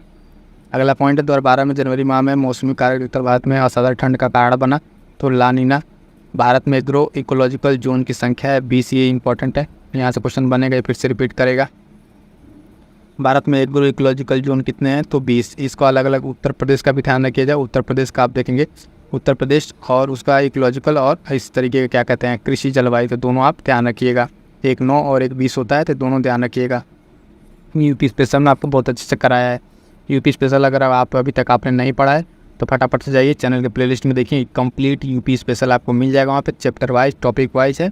उतना कर लेंगे तो आपका यूपी स्पेशल का कोई भी उत्तर प्रदेश का एग्जाम हो जिसमें यूपी स्पेशल पूछा जाता है, आपका गलत नहीं होगा। आइए नेक्स्ट देखते हैं। वह जनजाति जो घास के मैदानों में रहती है वो मसाई है, ठीक है, मसाई जनजाति कहाँ रहती है? घास के मैदानों वाले प्रदेश में रहती है। दी लोनली प्लैनेट ग्रुप के सर्वश्रेष्ठ वन्य जीव गंतव्य पुरस्कार 2016 में दिया गया, तो मध्य प्रदेश पर्यटन को दिया गया। करंट का क्वेश्चन है, अफगानिस्तान भारत का जो मैत्री बांध है जिसका उद्घाटन 2016 में हुआ, अफगानिस्तान में स्थित है, तो हेरात प्रांत में। कहाँ पे? हेरात प्रांत में। करंट से रिलेटेड ये भी है। अभी विश्व वन्य जीव दिवस हमने आपको ऊपर बताया था कि इंपॉर्टेंट है, फिर से देखिए क्वेश्चन आ ही गया है ये, ठीक है, 3 मार्च वाला। अभी ऊपर जब डेज बता रहे थे उसमें हमने बताया था आपको 3 मार्च। अगला इंपॉर्टेंट है सही सुमेलन पूछ रहा है यहाँ पे, ठीक है, तो गौरी देवी संबंधित चिपको आंदोलन से पारिस्थितिकी शब्द ट्रांसलेट के द्वारा दिया गया। ग्लेशियोलॉजी, ग्लेशियर और पृथ्वी दिवस 22 अप्रैल, ठीक है, 22 अप्रैल पृथ्वी दिवस। अभी हमने बताया जल दिवस, पृथ्वी दिवस, ये सारे के सारे इंपॉर्टेंट है। अल्टरनेट करके एक क्वेश्चन इन 5-6 दिवस में से रहेगा, विद थीम के साथ रह सकता है, बिना थीम के भी रह सकता है, तो बहुत ही महत्वपूर्ण है, याद रखिएगा। कुछ पर्यावरणीय समझौते और विषय वस्तु देखेंगे। कार्टेजोना प्रोटोकॉल बायोसेफ्टी से रिलेटेड है, ठीक है। स्टॉकहोम सम्मेलन आप देखेंगे जैव प्रदूषण से संबंधित। मॉन्ट्रियल प्रोटोकॉल ओजोन से संबंधित, और क्योटो प्रोटोकॉल बताएं हरितगृह ग्लोबल वार्मिंग से संबंधित है। ये चारों को चारों बहुत ही इंपॉर्टेंट है, विथ इसकी डेट इस बार रिवाइज कर लीजिएगा। वीडियोस में अगर आप अलग से देखना चाहें तो अलग से जाके देख लीजिएगा। ये सारे इंपॉर्टेंट हैं, इस तरह के जितने भी हैं इनकी क्या क्या उस समय रहा था डेट और किस किस थीम पर है, ये बहुत इंपॉर्टेंट है। वन्य जीव संरक्षण अधिनियम 1972 फिर से आ गया, प्रोजेक्ट टाइगर आ गया, 73 वाला प्रोजेक्ट हाथी आ गया, 92 वाला जैव विविधता अधिनियम 2002 वाला। हमने कहा ना क्वेश्चन रिपीट करता है, तो फिर इसी तरीके से आगे भी इसी क्वेश्चन आएंगे। PCS प्रीलिम 2019 का ये क्वेश्चन है। अगला और लास्ट इसका देखेंगे, जैव विविधता का संरक्षण, प्रदूषण निरोध और नियंत्रण एवं निर्धनता की कमी आवश्यक है किसके लिए, संतुलित विकास के लिए। ठीक है, तो यहाँ तक आपका कंप्लीट हो गया क्या, पूरा इन्वायरमेंट। ठीक है, इन्वायरमेंट यानी पर्यावरण के पूरे PYQ जो है वन लाइनर फैक्ट के रूप में आपके कवर हो गए हैं। क्लियर है, महत्वपूर्ण है, मोस्ट इंपॉर्टेंट टॉपिक मैं क्यों कह रहा हूँ, क्योंकि पर्यावरण जब भी आप पढ़ते हैं तो इसमें देखेंगे पर्यावरणीय आंदोलन, यहाँ से आपको एक प्रश्न मैं श्योर हूँ कि इस बार आपको मिलेगा यहाँ से। और कुछ बहुत ही महत्वपूर्ण पर्यावरण से संबंधित आंदोलन है, जैसे साइलेंट वैली हो गया, नर्मदा बचाओ चिपको आंदोलन, ठीक है, नौधान्य आंदोलन, अपिको आंदोलन, इस तरह के सारे आंदोलन हैं। यहाँ से एक प्रश्न आपको देखने को मिल जाता है। तो इस छोटे से वीडियो में हम लोग आज कंप्लीट करेंगे इस छोटे से टॉपिक को। जो पर्यावरण अभी सीरीज चल रही थी वो सीरीज भी PYQ की सीरीज आ जाएगी, ठीक है, बट यहाँ पे हम लोग करेंगे इसको कंप्लीट। और इसके साथ साथ बता दें अभी एक दो टॉपिक और हैं जिसको हम सोच रहे हैं बनाने के लिए, वहाँ से भी इम्पोर्टेंट है। आप बताइए कमेंट करके कोई वीडियो चाहिए कि नहीं। जैसे पर्यावरण से रिलेटेड जो भी संस्थाएं हैं, समितियां हैं, उनकी रिपोर्ट क्या क्या है, ठीक है, उससे रिलेटेड टॉपिक। और एक पर्यावरण से समझौते, जो पर्यावरणीय समझौते हैं, जैसे कि गाली समझौता, मॉन्ट्रियल समझौता है ना, पेरिस समझौता, इस तरह के जो पर्यावरण से रिलेटेड समझौते हैं और एक समितियाँ हैं, इन दोनों पे वीडियो को लिए सोचा जा रहा है क्योंकि बहुत ही इंपॉर्टेंट टॉपिक है। तो आप लोग कमेंट करके अपनी राय जरूर बताइएगा कि क्या इस पर वीडियो बनाना चाहिए, आप लोग के लिए हेल्पफुल है कि नहीं ये वीडियो। ठीक है, चलिए फटाफट से स्टार्ट करते हैं आज के अपने सेशन को। इसमें देखेंगे पहला है हमारे पास चिपको आंदोलन। ठीक है, चिपको आंदोलन, जैसे कि आप जानते हैं चिपको आंदोलन से रिलेटेड देखिए 2-3 तरीके से प्रश्न बनते हैं। पहले वो आपको हम समझा देता हूँ। पर्यावरण से इस तरह प्रश्न बनते हैं, तो एक तो बनता है फॉर्मेट में मिलान करने के लिए, एक तरफ आंदोलन दे देगा और एक तरफ उसके डेट दे देगा। ठीक, एक तरफ डेट दे देगा, दूसरी चीज़ या तो आंदोलन या तो फिर उससे रिलेटेड किसने उसको शुरू किया था। ठीक है, तो ये 2-3 पॉइंट ध्यान में रखने हैं और थोड़ा सा डिटेल में हम लोग देखेंगे ताकि एक भी प्रश्न हमारे यहाँ से गलत ना होने पाए। चलिए, तो चिपको आंदोलन क्या है, ये आंदोलन देखेंगे। इसके जो प्रणेता थे यानी स्टार्ट किए थे श्री चंडी प्रसाद भट्ट, ये नाम इंपॉर्टेंट है, इसको याद रखिएगा। चंडी प्रसाद भट्ट ने स्टार्ट किया था। आंदोलन की शुरुआत 1973 में तत्कालीन उत्तर प्रदेश और वर्तमान उत्तराखंड के चमोली जिला के गोपेश्वर नामक स्थान से हुई थी। इसमें आंदोलनकर्ता जो थे वो क्या किए थे, पेड़ों से चिपक कर उन्हें काटने से बचाते थे। ठीक है, पेड़ों से चिपक कर क्या करते थे, उन्हें काटने से बचाते थे। और इसमें अगर हम बात करें, एक नाम आता है श्री सुंदरलाल बहुगुणा। ठीक है, चिपको आंदोलन के प्रणेता चंडी प्रसाद भट्ट के प्रमुख थे। ये पॉइंट जो मैं बता रहा हूँ चिपको आंदोलन से 2 पॉइंट 3 पॉइंट अच्छे समझिएगा। पहली चीज़ कि अगर चिपको आंदोलन के प्रणेता के तौर पे पूछ रहा है, यानी प्रणेता यानी स्टार्ट कौन किया था, तो चंडी प्रसाद भट्ट है। ठीक है, उसमें नाम आता है सुंदरलाल बहुगुणा का, जो है इनके साथ मिलकर इन्होंने प्रमुख सहयोगी थे। नाम इनका बहुत ज़्यादा आता है, लेकिन कहीं अगर बात करेंगे क्वेश्चन चिपको आंदोलन की तो आप पहले लगाएंगे इसको चंडी प्रसाद भट्ट, अगर दिया रहेगा ऑप्शन में तो इनको लगाएंगे।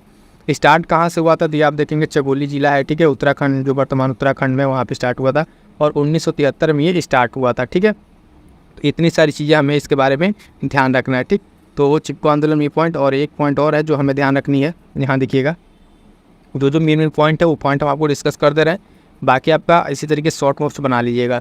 श्री सुंदरलाल बहुगुणा जो है टेरी बांध आंदोलन के जनक कहते हैं। यहाँ पे इनका नाम याद रखिएगा, सुंदरलाल बहुगुणा जो है वो टेरी बांध जो आंदोलन है उसके ये जनक के रूप में जान जाते हैं। ठीक है, तो ये पॉइंट याद रखिएगा। अगला हमारे पास है साइलेंट वैली आंदोलन। कौन सा आंदोलन, साइलेंट वैली आंदोलन। ये क्या है साइलेंट वैली, तो ये देखेंगे इस आंदोलन की शुरुआत जो है साथियों 1973 में जो है केरल के खुंती पुंज नदी पर बनाए जा रहे कुंदर जो मुख्य जल विद्युत परियोजना उसके विरोध में चल रहा था।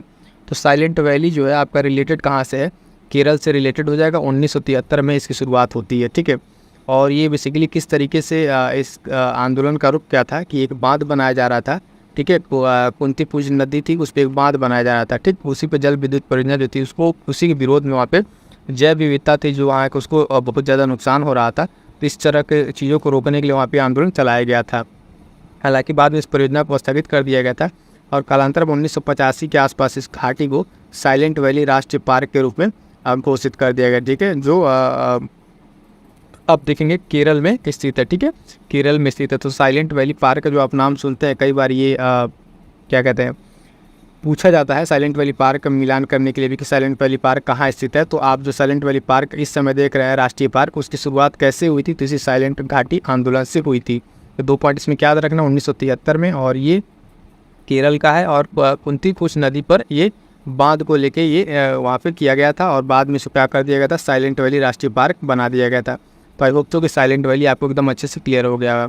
अगला पॉइंट है हमारे पास कि जंगल बचाओ आंदोलन। ठीक है, क्या है जंगल बचाओ आंदोलन? जंगल बचाओ आंदोलन क्या है, इसमें देखेंगे इस जंगल बचाओ आंदोलन को ग्रीड गेम पॉलिटिकल पॉपुलिज्म की संज्ञा दी जाती है। यानी जंगल बचाओ आंदोलन देखेंगे आप 1980 में स्टार्ट हुआ, जो वर्तमान के झारखंड, ठीक है, यानी उस समय की बात है जब, तो बिहार और उड़ीसा में स्टार्ट हुआ था। यानी जिस समय की शुरुआत हुआ था जंगल बचाओ आंदोलन, उस समय वो बिहार और उड़ीसा था, लेकिन वर्तमान में कहाँ पर है, ये झारखंड में है। ठीक है, तो याद रखेंगे जंगल बचाओ आंदोलन, इसका एक अलग नाम दिया था कि अग्रीड गेम पॉलिटिकल पॉपुलिज्म, ये नाम याद रखिएगा। ठीक है, जंगल बचाओ आंदोलन 1980 में स्टार्ट किया गया था, और कहाँ पर, अभी झारखंड में है, और उस टाइम पे कहाँ पे था, बिहार और उड़ीसा में था।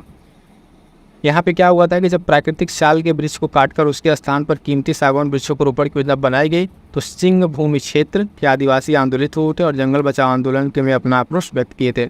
तो अभी जो झारखंड वहाँ पे कौन से रीजन के, सिंह भूमि के। ठीक है, सिंह भूमि में ये क्या हुआ था, वहाँ पे वृक्षों को काट कर दूसरा वृक्ष लगाया जा रहा था, तो उस सिलसिले में जंगल बचाओ आंदोलन 1980 याद रखेंगे। 2-3 पॉइंट क्या है कि जंगल बचाओ आंदोलन, बार बार से मैं एक ही पॉइंट कई बार बोल देता हूँ ताकि आपके दिमाग में सेट हो जाए, इस चीज़ रिवाइज हो जाए और सेट भी हो जाए कि जंगल बचाओ आंदोलन 1980, ठीक है, 1980 सिंह भूमि क्षेत्र झारखंड।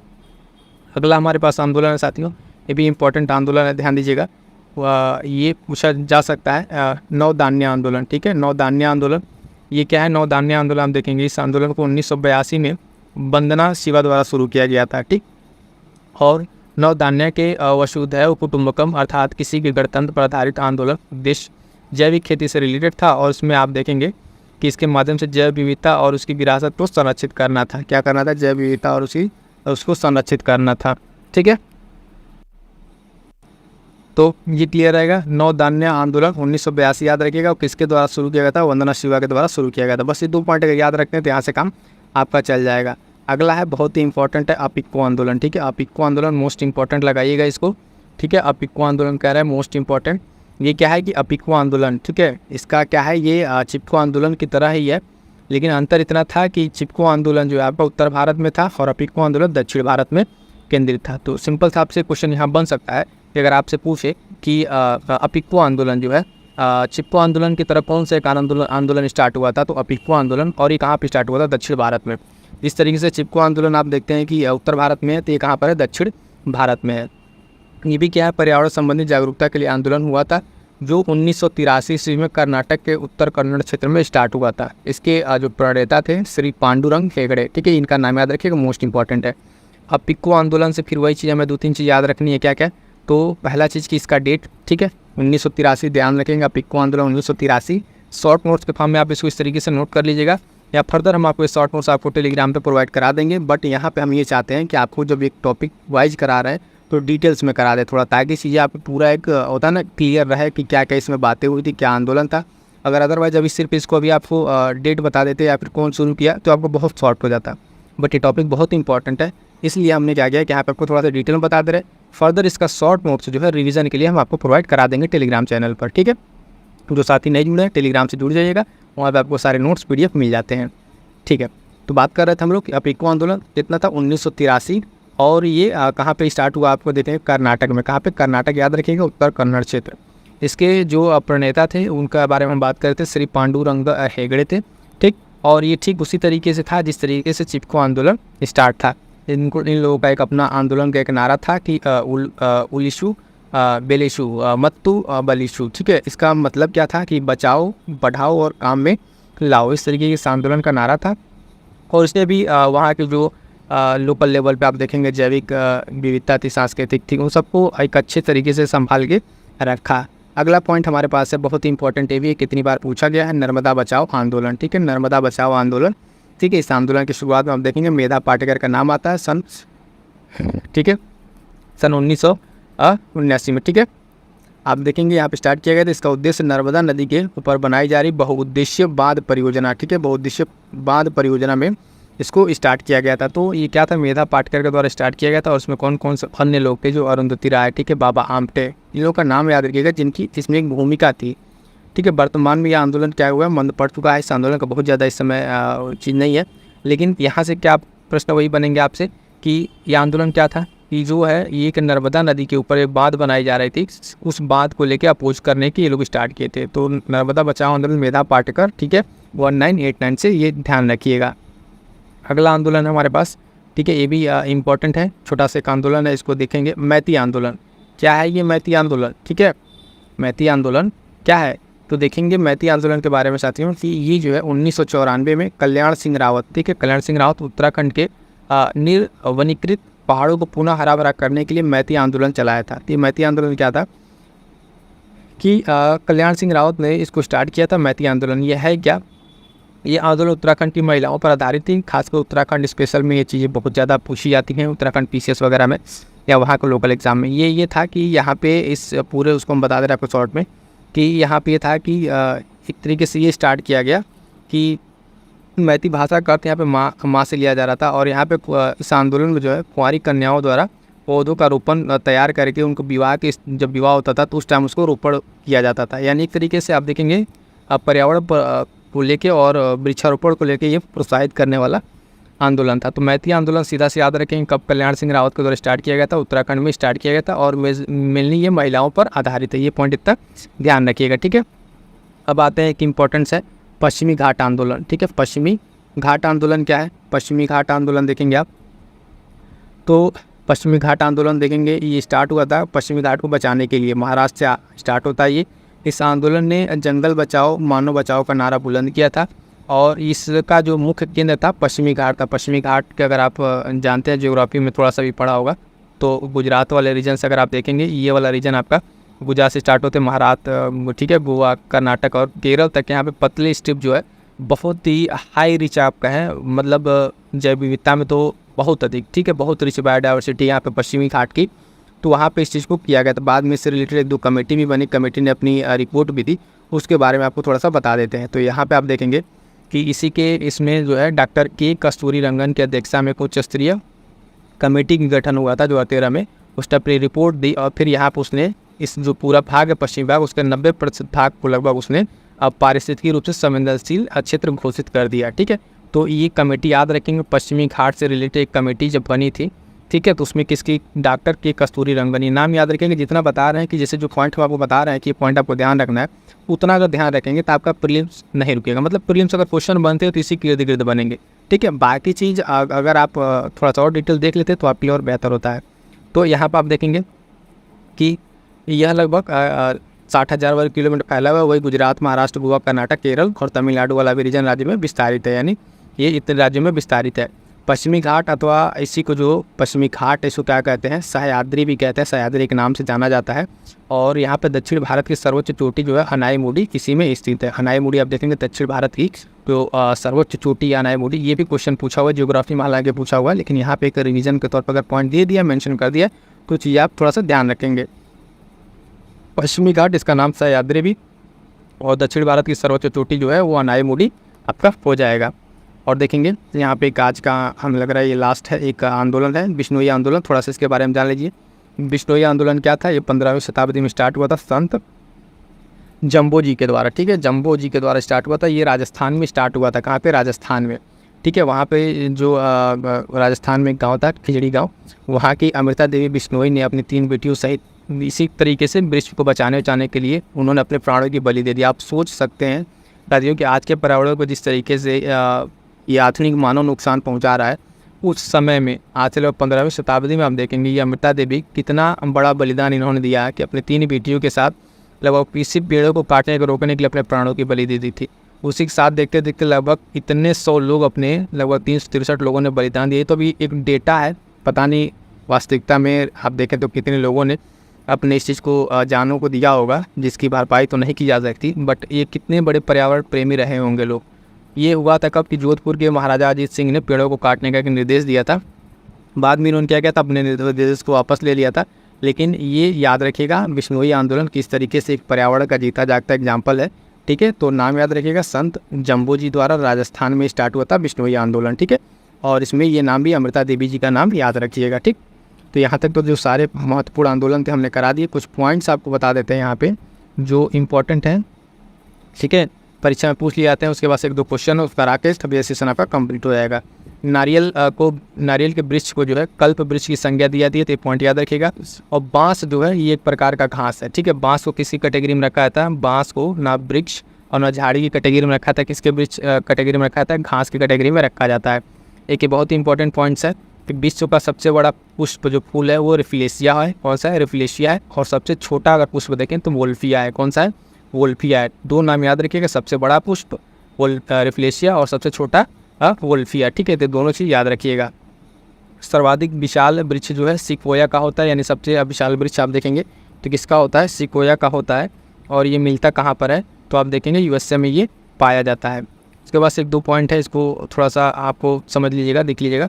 सेलिक्स की लकड़ी का बना क्रिकेट बैट सर्वोत्तम होता है, किसकी लकड़ी? सेलिक्स की।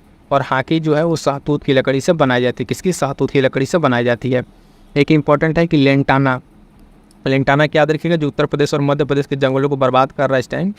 इसको लाया गया था सजावटी फूल के तौर पे। ठीक है, किसके तौर पे लाया था? सजावटी फूल के तौर पे लाया था, लेकिन अभी जंगलों को बर्बाद कर रहा है। क्या है? इसका नाम याद रखिएगा, लेंटाना। ठीक, अगला इसी तरीके से एक इंपॉर्टेंट है कि जलकुंभी, इसको भी सजावटी फूलों के तौर पे लाया गया था, पौधे के तौर पे लाया गया था। और इसे वर्तमान में बंगाल का आतंक कहा जा रहा है कि किस तरीके से पर्यावरण को नुकसान पहुँचा रहा है, सारी चीज़ों को डिस्टर्ब किए हुए है।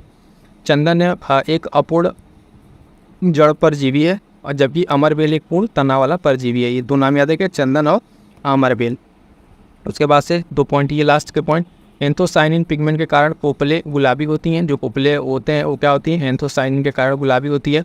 और फूलों का विविध रंग जो है क्रोमोप्लास्ट के उसके निशानियों पर निर्भर करता है। क्लियर है? तो ये तो हो गया साथियों आज के कंप्लीट हमारा ये। बस 1-2 क्वेश्चन उसको देखिए जो प्रीवियस ईयर में पूछा हुआ है। क्वेश्चन कह रहा है कि इनमें से किस पर्यावरणविद को जल पुरुष के नाम से जाना जाता है? तो इंपॉर्टेंट क्वेश्चन है। सुंदरलाल बहुगुणा है ना, वी वेंकटेश्वर लुलू, राजेंद्र सिंह या सलीम अली? तो राइट आंसर हो जाएगा साथियों इसका, आप देखेंगे ऑप्शन बी, राजेंद्र सिंह। ठीक है, यहाँ पे इनको जल पुरुष के नाम से जाना जाता है, राजेंद्र सिंह को। अगला क्वेश्चन है कि चिपको आंदोलन के प्रणेता कौन थे? वही प्रणेता का नाम पूछा है, तो मेधा पाटेकर, सुंदरलाल बहुगुणा है ना, MS स्वामीनाथन या चंडी प्रसाद भट्ट? तो यहाँ पे देखिए नाम सुंदरलाल बहुगुणा का दिया है, ज़्यादा फेमस नाम इन्हीं का, लेकिन यहाँ पे हमें क्वेश्चन का आंसर हमारा क्या होगा? Option D, Chandi Prasad Bhatt. मैं बार बार आपसे कहता था प्रणेता जब पूछे तो चंडी प्रसाद भट्ट इसका राइट आंसर हो जाएगा। क्लियर है 2 क्वेश्चन? चलिए एक और जैसे मैच द फॉलोइंग करके पूछा हुआ क्वेश्चन है, तो इस क्वेश्चन को भी देख लीजिए। सूची दिया हुआ कैसे, अभी हमारा क्वेश्चन का पैटर्न बता दिया था, एग्जाम्पल के तौर पर आपको क्वेश्चन को बता दे रहे हैं ताकि आपको फिक्सेट हो जाए कि किस तरीके से क्वेश्चन पूछा जाता है। देखिए, अपिको आंदोलन, चिपको आंदोलन, एक तरफ तो सूची दे दिया, दूसरी सूची ग्रीन बेल्ट आंदोलन, टिकाऊ विकास। अब क्या है कि यहाँ पे अगर हमने आंदोलन आपको पढ़ाया तो आंदोलन से आपको 2 पॉइंट मिले ना, अगर 2 पॉइंट आपका क्लियर है तो देखिए ऑप्शन आपका क्लियर हो जाएगा। अपिको आंदोलन आप देखेंगे, अपिको आंदोलन क्या होगा? पांडुरंगा। और चिपको आंदोलन चंडी प्रसाद भट्ट। तो यानी ए का चौथा और बी का तीसरा अगर आप देखें, और ये 2 पॉइंट सपोज कीजिए आपको नहीं आ रहा है, फिर भी अगर हम ऑप्शन में जाके देखें कि ए का चौथा और बी का तीसरा, तो ए का चौथा आप देखेंगे मिलते और बी का तीसरा मिलता, आपका ऑप्शन मिल जाएगा, ऑप्शन डी राइट आंसर हो जाएगा। ठीक, अब बाकी का सी का आपका देखें ग्रीन बेल्ट आंदोलन जो होगा आपका क्या हो जाएगा? Wangari Maathai. और टिकाऊ विकास जो है आपका सस्टेनेबल डेवलपमेंट आपका एजेंडा वाला में हो जाएगा। तो इस तरीके से आप समझ रहे हैं मैं क्या आपको बताना चाह रहा हूँ। कहने का मतलब ये है कि जो ऑप्शन से आपको चीज़ें तैयार होती हैं वो चीज़ें भी आपको हेल्प करती हैं। अगर 2 आपको नहीं भी तैयार होता, सीधे आपको एक पता रहता है जैसे अपिको आंदोलन, तो आपका काम बन जाता है। ठीक है, बाकी ये 2 कहाँ पे आप ग्रीन बेल्ट जो वंगाई मथाई और टिकाऊ आंदोलन एजेंडा 21। तो इस तरीके से आप कोई टॉपिक पढ़िए, थोड़ा सा डिटेल टॉपिक हमने डिस्कस कर दिया। निजी संरक्षण, पक्षी विहार, वन योजनाएँ करा दी, और इससे रिलेटेड जो सारे इंपॉर्टेंट पॉइंट थे सारे के सारे आपको कंप्लीट करा दिया है। क्लियर है? आप यहाँ से चैनल के माध्यम से देखें, सबसे पहले तो यहाँ देखेंगे आपको दृष्टि की टॉप जो टेस्ट सीरीज है वो कराई जा रही है, यहाँ से आप कीजिए, नोट्स बनाइए, इसका रिवीजन कीजिए। उसके बाद आप देखेंगे पर्यावरण को लेके इसी तरीके से हर एक सेगमेंट का आपको मिल जाएगा। ये पर्यावरण है, साइंस का मिल जाएगा, बाकी सबका मिल जाएगा। जहाँ से प्रश्न आ रहे हैं जो हमने टॉपिक बताया वो सारा टॉपिक्स आपको करा रखा है। एक बार आप चैनल को विजिट कीजिए, जाइए देखिए, वहाँ पर आपको दिख जाएगा। अभी यहाँ देखिए साइंस का पूरा PYQ का एनालिसिस करा रखा है। ठीक है, ये सब चीज़ें आपको हेल्प करेंगे आपके प्रीलिम्स के मार्क्स में। उत्तर प्रदेश विशेष की बात की जाए तो उत्तर प्रदेश स्पेशल कंप्लीट आपको देख रहे हैं, चैप्टर वाइज आपको यहाँ पे कंप्लीट कराया जा रहा है। तो ऐसा नहीं है कि सिर्फ यहाँ पे आपको चीज़ें ऐसे कर लीजिए वैसे कर लीजिए ये बताई जाती हैं, बिल्कुल नहीं। यहाँ पे आपको उतना ही चीज़ बताई थी जो प्रैक्टिकली पॉसिबल है, और हमने आपके लिए यहाँ पे इतना किया है। तो ये इसलिए है कि ये आपको हेल्प करे कहीं ना कहीं। आप एक बार चैनल जाइए, ऐसे विजिट कीजिए, प्लेलिस्ट में देखिए पीसीएस की टेस्ट सीरीज, आर में टेस्ट सीरीज, ये दोनों टेस्ट सीरीज मैं तो कहूँगा इस दोनों को देखिए। ये टेस्ट सीरीज लगभग एक ही है, ठीक। करंट अफेयर के लिए पूरा मंथली करंट अफेयर आपको यहाँ मिल रहा है। यहाँ से मैं कह रहा हूँ करंट अफेयर का आपको मैक्सिमम क्वेश्चन मिल जाएंगे, इसके अलावा आपको कुछ पढ़ने की जरूरत नहीं पड़ेगी। मंथली सारा करंट अफेयर है, इसको पढ़िए और हैंड रिटन नोट्स आप PDF या टेलीग्राम से प्राप्त कर लीजिएगा, ठीक है। उसके साथ एक सबसे मोस्ट इंपॉर्टेंट ये बूस्टर सीरीज जो मैं बार बार कह रहा हूँ, इसको आप कीजिए और इसका नोट्स या तो प्रिंट ले लीजिए या कुछ भी कीजिए, बट इसको कीजिए, यहाँ से आपको क्वेश्चन मिलेंगे। तो इतना सब अगर आप कर लेते हैं तो आपका प्रीलिम्स नहीं रुकने वाला है, ठीक है। इंपॉर्टेंट टॉपिक देख लीजिए, आप अपना नोट्स पढ़ते रहिए, अपना जो पढ़ रहे पढ़िए, लेकिन एक बार इस टॉपिक को जरूर देख लीजिएगा और ये टॉपिक आपसे छूटने नहीं चाहिए, क्योंकि यहाँ से आपको डायरेक्ट प्रश्न देखने को मिलेंगे, ठीक। उसके साथ साथ सीसेट के लिए मैंने आपको स्टार्टिंग बता दिया, वीडियोज़ आ गई है और उसमें इंपॉर्टेंट मैंने सीसेट के लिए क्या एम्फेसाइज किया था आपका, हिंदी को लेकर, ठीक है। हिंदी को क्यों कहा, हिंदी पर अगर आपका फोकस रहेगा तो 20 क्वेश्चन आपके आराम से हैं वहाँ से, 15+ अगर आप वहाँ से कर लेंगे तो 15 से 20 क्वेश्चन आपको और करने रहेंगे, जहाँ से आप इंटरपर्सनल स्किल, ठीक है, कम्युनिकेशन स्किल, वो सब करके, है ना, और उसके साथ साथ थोड़ा बहुत रीजनिंग करके आप आराम से निकाल सकते हैं। और ये हिंदी इसलिए मैं कह रहा था कि हिंदी आपको जानते हैं कि अभी आने वाले कुछ ही दिनों में ROR का पेपर होगा, वहाँ पे आपको ये चीज़ें हेल्प करेंगी। तो आई होप सो कि ये सारी चीज़ें आपको क्लियर हो रही हैं कि किस तरीके से पढ़ना है, किस तरीके से रिवाइज़ करना है, क्योंकि जब तक आपका एक प्रॉपर रोड मैप नहीं रहेगा तो चीज़ें आपको इधर उधर डाइवर्ट करेंगी, ठीक है। तो स्ट्रिक्ट रहिए, टू द पॉइंट रहिए कि जो आपका ये टॉपिक्स है उस पर स्ट्रिक्ट रहिए। आपके खुद के अगर शॉर्ट नोट्स है तो उससे पढ़िए, और ये पिछले वर्ष के तथ्य जो वगैरह हैं ये आप टेलीग्राम से जाकर ज्वाइन कर लीजिएगा, ठीक है। वहाँ पे वो बूस्टर सीरीज में आपको सारी चीज़ें वहाँ पे आपको उपलब्ध हो जाएंगी, ठीक है। तो अब देखिएगा क्या चीज़ बताया पहले कि पॉइंट को आपको पॉइंट बना के कट करके रिवाइज़ करना है, और रिवाइज़ करते समय आपको लिख के रिवाइज़ करना है, ठीक है। और सारे जो इंपॉर्टेंट्स PYQs हैं उसका आपको मिस नहीं करना है, ठीक है। तो कंप्लीट इतनी सारी चीज़ें कर लीजिएगा। और उसके साथ साथ बताऊँ चाहती हूँ कि इस चैनल के माध्यम से, ठीक है, जहाँ से अभी आप हैं ये वीडियोस देख रहे हैं, यहाँ से UP PCS प्रीलिम्स के लिए बहुत सारी चीज़ें, इंपॉर्टेंट चीज़ें आपके लिए अवेलेबल हैं। जैसा कि मैं बताऊँ कि देखेंगे UP PCS के लिए करंट अफेयर, ये करंट अफेयर कंप्लीट महामैराथन है आपका, जनवरी से लेके अगस्त तक का, ठीक है। कंप्लीट इसमें 500 से ज़्यादा इंपॉर्टेंट क्वेश्चन कवर अप है। और उसके साथ साथ इन्वायरमेंट की कंप्लीट एक वीडियोज़ आ गई है, ठीक है। इसको जाकर आप कंप्लीट एक वीडियो में आप इसको कंप्लीट कीजिए फटाफट से, ये भी वीडियो आने वाला है। और जो आ गया है उसमें देखेंगे कि एंशिएंट का आपका कंप्लीट आया हुआ है, इसमें क्या है कि कंप्लीट रिवीजन आपको एक वीडियो मिल जाएगा। तो इस तरीके से यहाँ से आप इस चैनल के माध्यम से जुड़ के रिवीजन अपने कीजिए। तो उसके साथ साथ जनवरी के कुछ important current affair test series के माध्यम से इसको कंप्लीट कराया जा रहा है, ठीक है। एक सेशन ये चल रहा है, ठीक है। बाकी देखेंगे फुल लेंथ टेस्ट सीरीज चल रही है, और ये बहुत महत्वपूर्ण कुछ अलग से सेशन है जो आपके लिए बहुत ही महत्वपूर्ण है। जैसे संविधान संशोधन से परीक्षा में प्रश्न आता है, तो इस तरह की वीडियोज़ भी चैनल पर अवेलेबल है, ठीक है। Uttar Pradesh budget special complete करा दिया गया है, जहाँ से आपको 2 से 3 प्रश्न देखने को मिलेंगे। मोस्ट इंपॉर्टेंट डिसीजन होने वाला है, और एक बहुत ही इंपॉर्टेंट वीडियो आने वाली सरकारी योजनाओं को लेकर, ठीक है। तो ये सब सारी चीज़ें रहेंगी, फटाफट से आप जुड़ जाइए और यहाँ से जुड़िए। उसके साथ साथ आप देखेंगे PDF के लिए क्या कीजिए, टेलीग्राम से जुड़िए, यहाँ से चीज़ें आपको अपडेट मिलती रहेंगी। और इतनी सब चीज़ों को अपने साथ कीजिए। और अंततः मैं एक चीज़ कहना चाहूँगा, अपनी तैयारी पे विश्वास रखिए, आपने जो पढ़ा है वहीं से चीज़ें आएंगी, ठीक है। रिवाइज़ करते रहिएगा, ठीक है, रिवाइज़ करते रहिएगा, बार बार चीज़ों को पढ़िए, रिवाइज़ कीजिए, जो चीज़ छूट गया उसको छोड़िए, बाकी जितना पढ़ा उसको रिवाइज़ कीजिए, अच्छे से तैयार कीजिए, और सीसेट पे खास कर ध्यान रखिएगा। मिलते हैं किसी नेक्स्ट वीडियो में, तब तक के लिए thank you so much. Further आपके कोई कमेंट्स वगैरह रहते हैं तो आप कमेंट करके ज़रूर बता दीजिएगा।